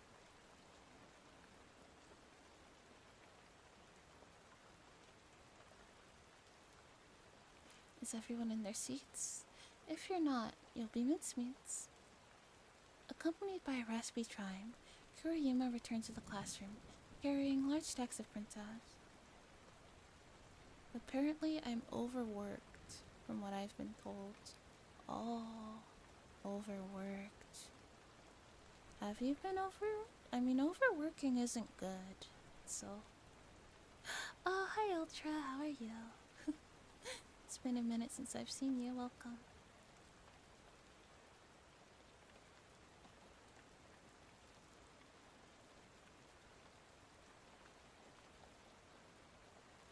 Accompanied by a raspy chime, blah blah blah blah. Next to him, Aries stifled another yawn. Good, and you? I'm doing pretty good. No, I mean, if they seem to think you're overworked, King, I think you should probably lay down and try to get some rest. Despite the entrance of their psychotic teacher, Area Kapane. I've been working a lot, but I wouldn't say I overdid it. But I guess my actions at work spoke more than my words. I mean, the work ethic is really admirable. It's good to be a hard worker.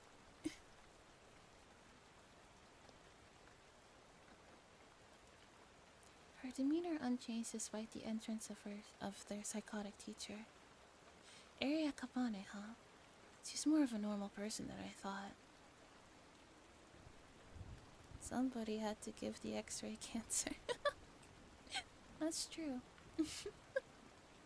Yeah, if you're not there, who's gonna go around giving people cancer?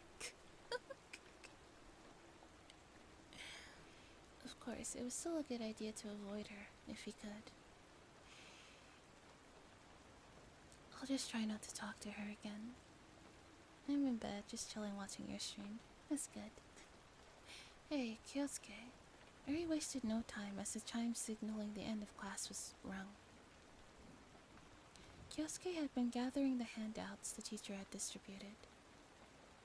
While Eri carefully placed her manicure tools away in her makeup bag. Do you have any plans for lunch? Food, right. It hadn't even occurred to Kyosuke that the next period was lunch break. As for Eri's offer, after everything that had happened in the first 3 periods, he really should know better than to accept. On the other hand, this Purgatorium Remedial Academy did seem like a normal school than did seem more like a normal school than he had expected. There were 5 60-minute general education classes per day, carried out in accordance with a set schedule: Japanese language, social studies, math, science, music, art, physical education, technology, home economics, English language, plus 10 morals courses.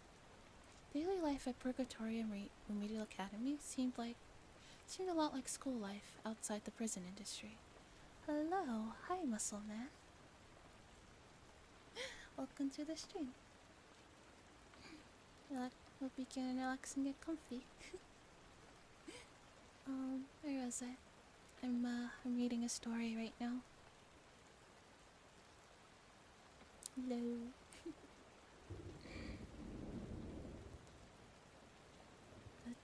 The dorms and tests. The dorms and tests, supplementary lessons, and supplementary examinations all seem just the same.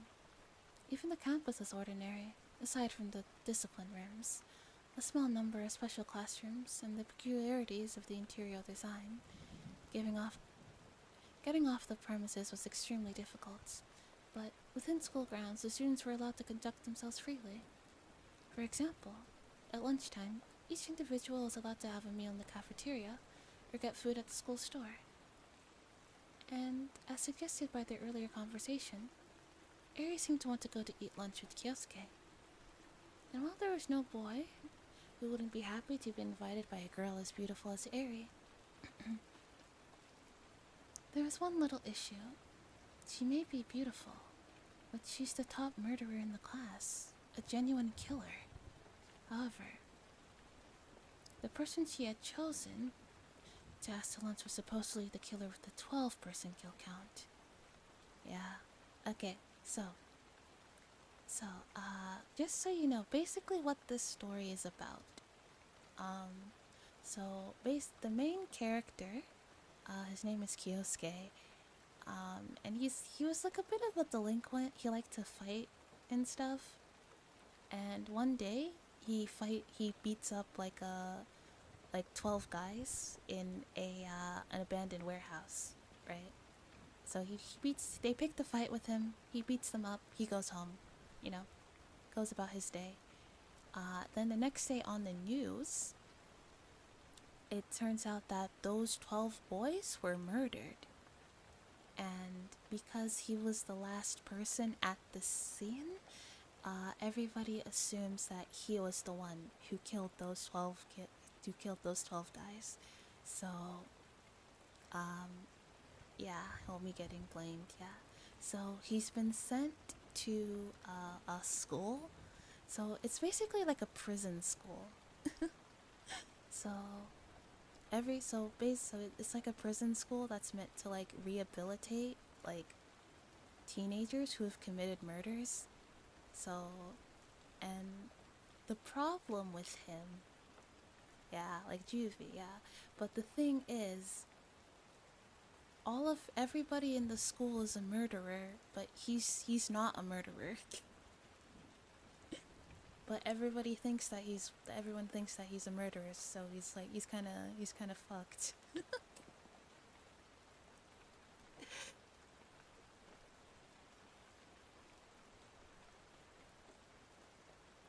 Yeah, I see he's like this. Yeah, pretty much. That's pretty much his honest reaction. Will he survive? Maybe. Maybe not. We shall see. Okay. It went beyond a simple false accusation. If Kyosuke thoughtlessly exposed the fact that he had never killed anyone, his situation could change suddenly, and for the worse. He might be killed on the spot, or possibly met with a horrible accident. Letting his secret slip would be suicide, but the longer he spent with someone like Eri, the more likely it would become that he would make a mistake. Hey Kyosuke, pick up the pace, you only have 1 hour. Sorry. I don't have much time. I don't have much of an appetite. I might just go kill time somewhere. Oh, well, I don't really care, but... Eri left her nail tools where they were, half put away, and turned to him. The offer stands anyway. Well, go on. Her cheeks were a little puffed out. Could he have put his safety at risk by turning her down? If so, he better make a break for it and fast. Flustered, Kyosuke stood from his seat. Well then, I'll be going. But he didn't move right away. No, there was something he had to warn her about. By the way, about that guy. Oh, don't mind him. If he picks a fight, I'll beat him at his own game. What worried Kyosuke were Shinji's unusual proclivities, though Eri, of course, seemed unconcerned. That's what I thought, but just in case, be careful. Shinji stood along. Yes, hi. Oh, thanks for following. Welcome to the pack rabbits. Shinji stood alongside. Where was I? Shinji stood alongside the wall at the back of the classroom, talking with two other male students. Usami and Onoki, the eerie hunchback kid, and the dreadlock guy with dark skin. While they spoke, they occasionally glanced over at Kyosuke with conspiratorial eyes. As a man, he felt like he couldn't leave Eri alone in the situation. But as Kyosuke, the upstanding normal citizen, he felt that he didn't want to get entangled in the company of a murderer. And that feeling was much stronger. He didn't mind being called a coward. See you later? Yeah, sure. See you later. His fear prevailing, Kyosuke finished exchanging goodbyes with Eri, and giving Shinji a half-hearted wave, as that was cheerfully returned in kind, made a quick exit. Thank God I escaped in one piece. But despite having a moment or two to catch his breath, Kyosuke knew that he couldn't let his guard down just yet. The hallway that stretched before him featured long rows of windows fitted with iron bars, and the walls were covered in the same sort of graffiti that had adorned every surface in the classroom. As he strode down the crowded hallway, Yosuke tried to put on an air of confidence, hoping to hide his frazzled nerves. Was it really true?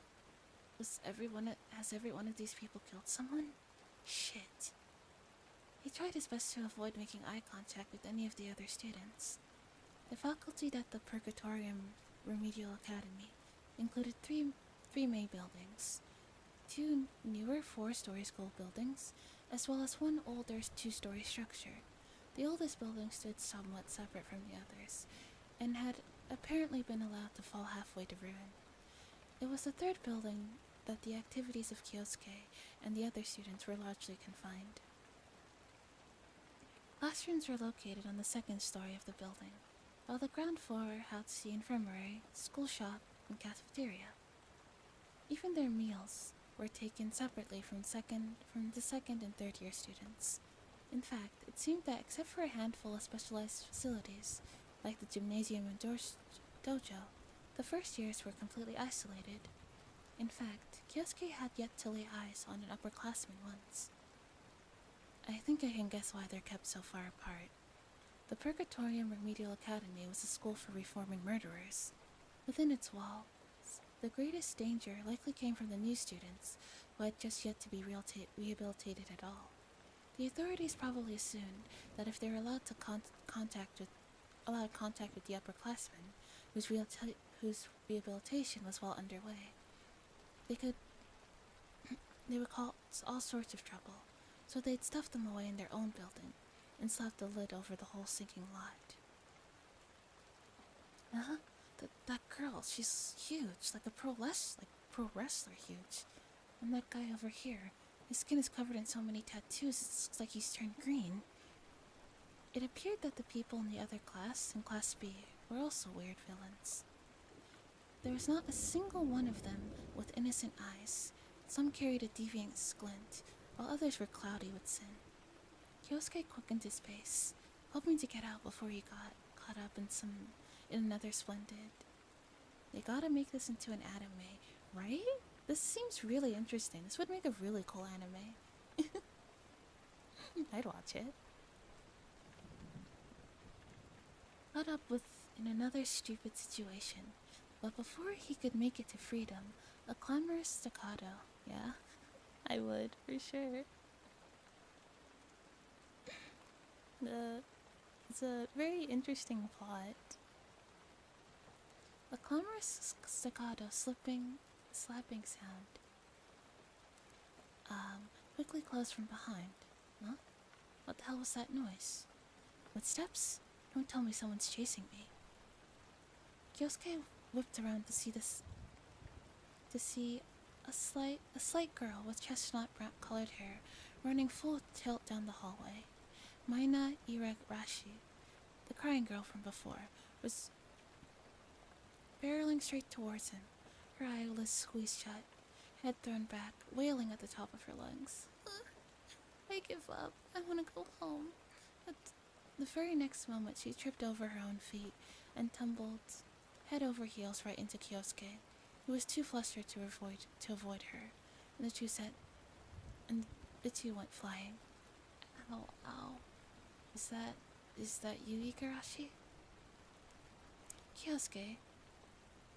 He about to fall in love, yeah?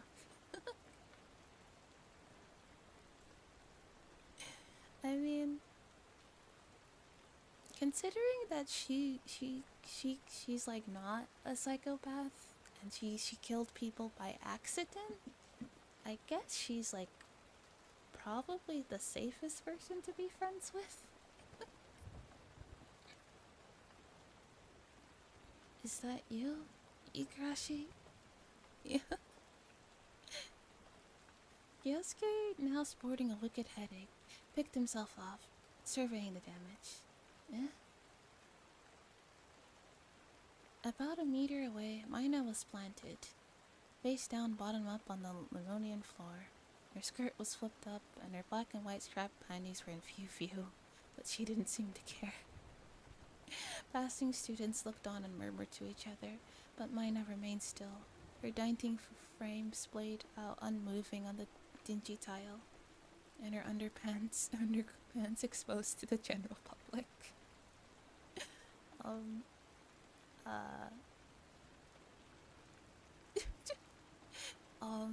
Pro tip, you should really wear shorts under your skirt. You should really wear shorts under your skirt to avoid such situations. But seriously though, how does something like that even happen? Just a pro tip. Passing students looked on and murmured to each other. Yeah, okay. Kyosuke, coming to his senses, rushed over. Hey, are you alright? Can you get up? I can't laugh while my roommate's about to scream at me. Yeah?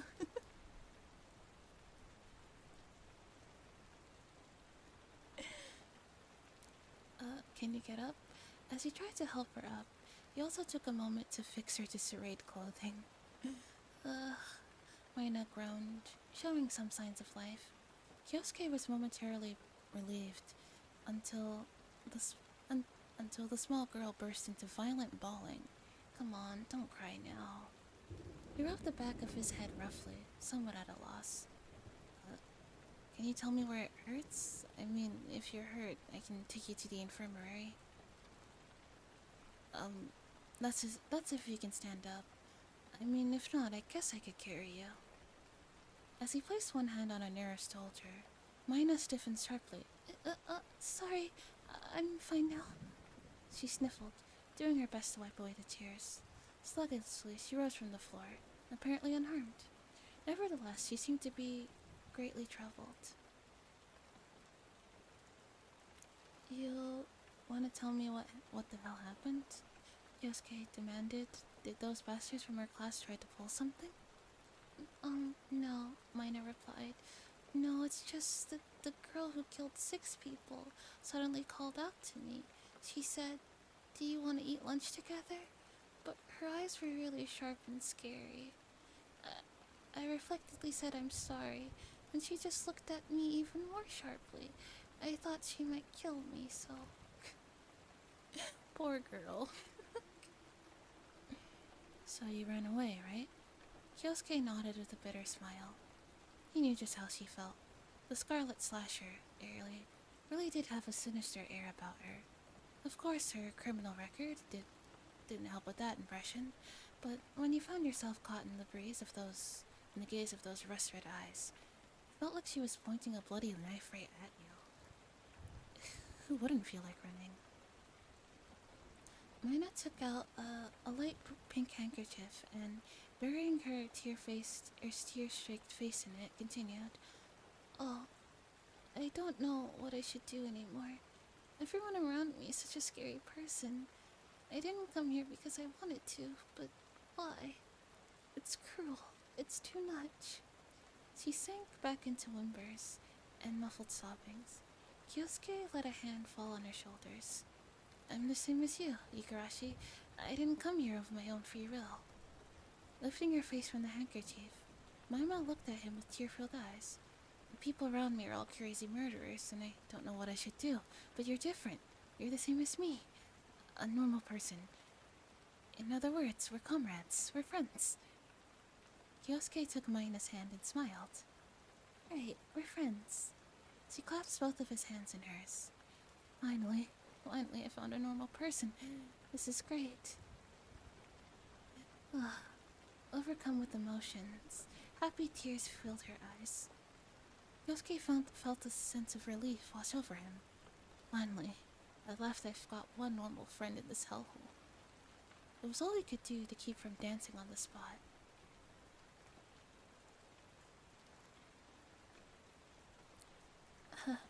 Well, wipe your tears, huh? Your eyes are probably so blurry you can't even see all right. Yeah. Oh yeah, I can. I'll wipe them now. Yep. Mina let go of his hands and began dabbing her eyes with the handkerchief. The motion reminded Kyosuke of a small animal washing his face. He found it completely endearing. Mina was even more adorable up close. Kyosuke grew more and more ecstatic.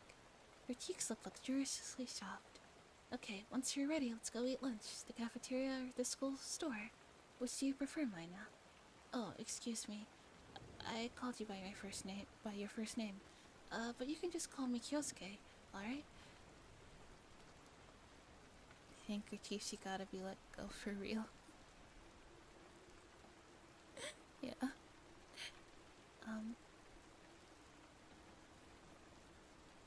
You can just call me Kyosuke. Alright, by the way, I don't have to tell you, but you're really cute, Mina. How should I put this? Do you want me to protect you? It feels like you'll never get out of here, right? If you're on board, how about we be good friends?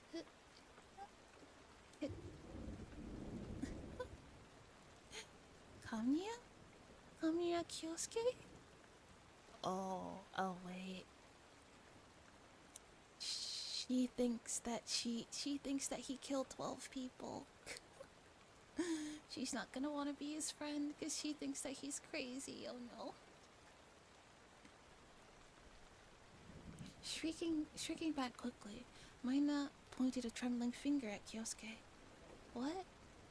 Her vision unclouded by tears, Mina realized exactly with whom she was speaking. Don't kill me. Don't kill me, please. I'll do whatever you say. Please, just spare me my life. She collapsed on the Nemoleon floor in a ball, shelving and shaking in abject terror. Rushing over, Kyosuke put on his softest voice. Oh, you got it wrong. I wasn't planning to kill you. Oh, dang, never mind. I wasn't planning to kill you. I wasn't planning anything, really. So please calm down, okay? I thought I told you before. I'm at my wit's ends with all this, too, just like you. I'm stuck here just the same, remember? You understand, right? Yes, Mina squeaked. I understand. You haven't killed enough people to satisfy you yet. Is that right? Yeah, sure. Kyosuke rolled his eyes. I've killed 12 people, all in one go. But you know what I was thinking? His tone was more acrid than he has intended. I was wondering if I could kill even more next time. Yep, that's definitely it. But then I got arrested. What a pain. I'm just not satisfied at all. You've got it all wrong. The mask came off. There was no mask, it was a joke. And anyway, in the first place, killing 12 people was a false charge. A split second away from letting his secret slip, Kyosuke slapped his mouth shut. A number of students drawn in by the commotion had gathered in groups and were looking on discreetly. He couldn't let them hear what he had to say. If Kyosuke wanted to explain things to Mina, they would have to find somewhere more private. Look, it's complicated. He extended a hand over to her trembling shoulder. Why don't we just get out of here, eh? You've kind of seemed to have drawn in a crowd. Please don't touch me. There's no way I would go with you. You're a terrible criminal who killed 12 people. Mina turned and dashed away, tripping several times. In the process, still screaming, she disappeared around a corner.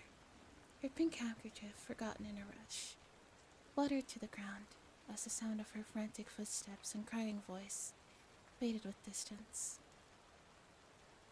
How are we feeling after that? Pain.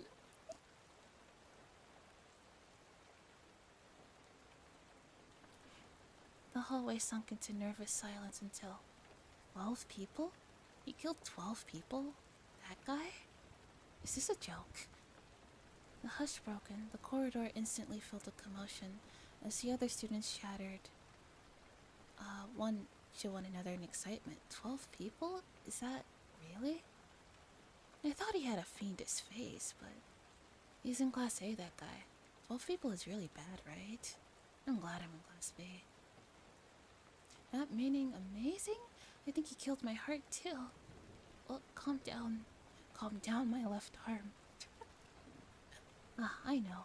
We'll bury him, but it's not time yet. What the fuck? Be brave, Asriel. The clamor continued on and on. Yosuke found himself at his wit's end, only pulling murderers.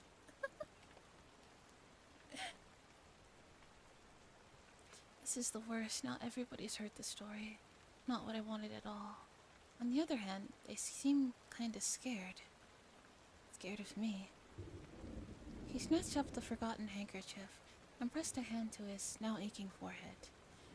Mina's misunderstanding had not been unreasonable, but it did make things more difficult for him.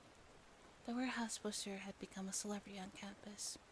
At least, it might keep some of the lesser scumbags from messing with him. Hey, wait just a second. A pair of meeting hands clapped him on the shoulders. What the? Where the hell did they come from? That voice, is that a boy or a girl? Hello, I'm talking to you. Kyosuke turned to face an enormous girl, dressed in gaudy street fashion, standing before him.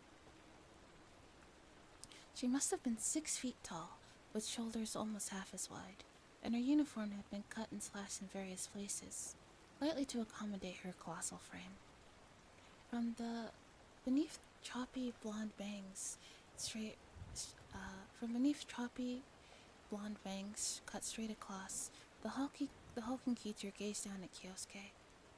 The red tinge to her rust cheeks indicated exactly where her interest lay. She reminded him of a professional pro wrestler.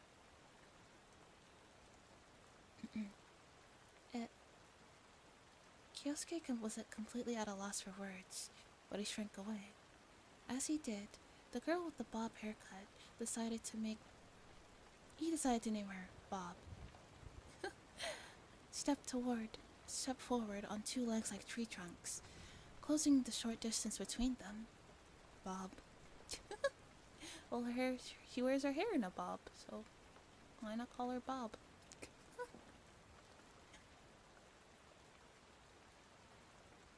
What did you say your name was? If you'd like, we can become friends.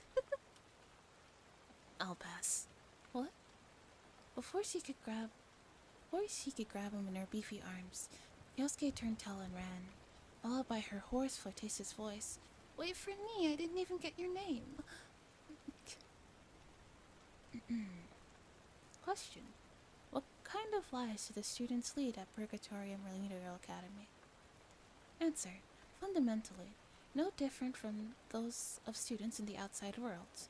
Or you could say it's like a subpar boarding school, where the teachers are devilishly strict. You pulling muscle, homies? Now, bro, what's going on? Where the teachers are devilishly strict, they even have weekends off, just like usual, instead of extracurriculars or clubs. they do correctional duty. And if anyone breaks the school rules, they're beaten half to death. Try to leave the school grounds, and you'll be shot on sight. There are a number of minor differences like that. Minor differences. That's the end of the chapter. So, we're going to end the stream for now. Yeah, we'll finish the book. What kind of minor? Yeah, it's just it's basically the same as as a regular school, guys. Yeah. It's just there's just a little bit of differences, you know. Yeah. Do other schools have a sniper on the roof who's gonna shoot you if you try to leave?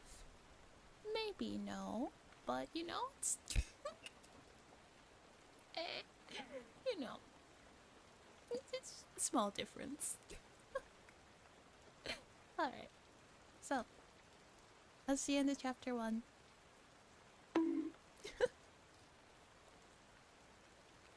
I will see you. Yeah, I'm streaming tomorrow at 2 p.m. PST. We're streaming Octopath. Yeah, you can follow me on Twitter. I have a Discord server. I have a YouTube channel. All of that stuff. Yeah. And I hope you guys, I was able to help you guys relax. And I hope you guys had fun. And I will see you guys tomorrow. Yeah. Bye-bye.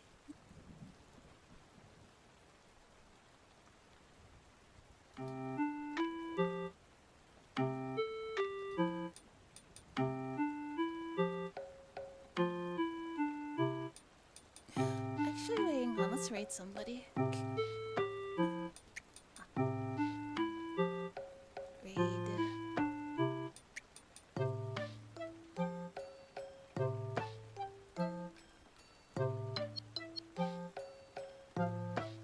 Does anyone also do ASMR?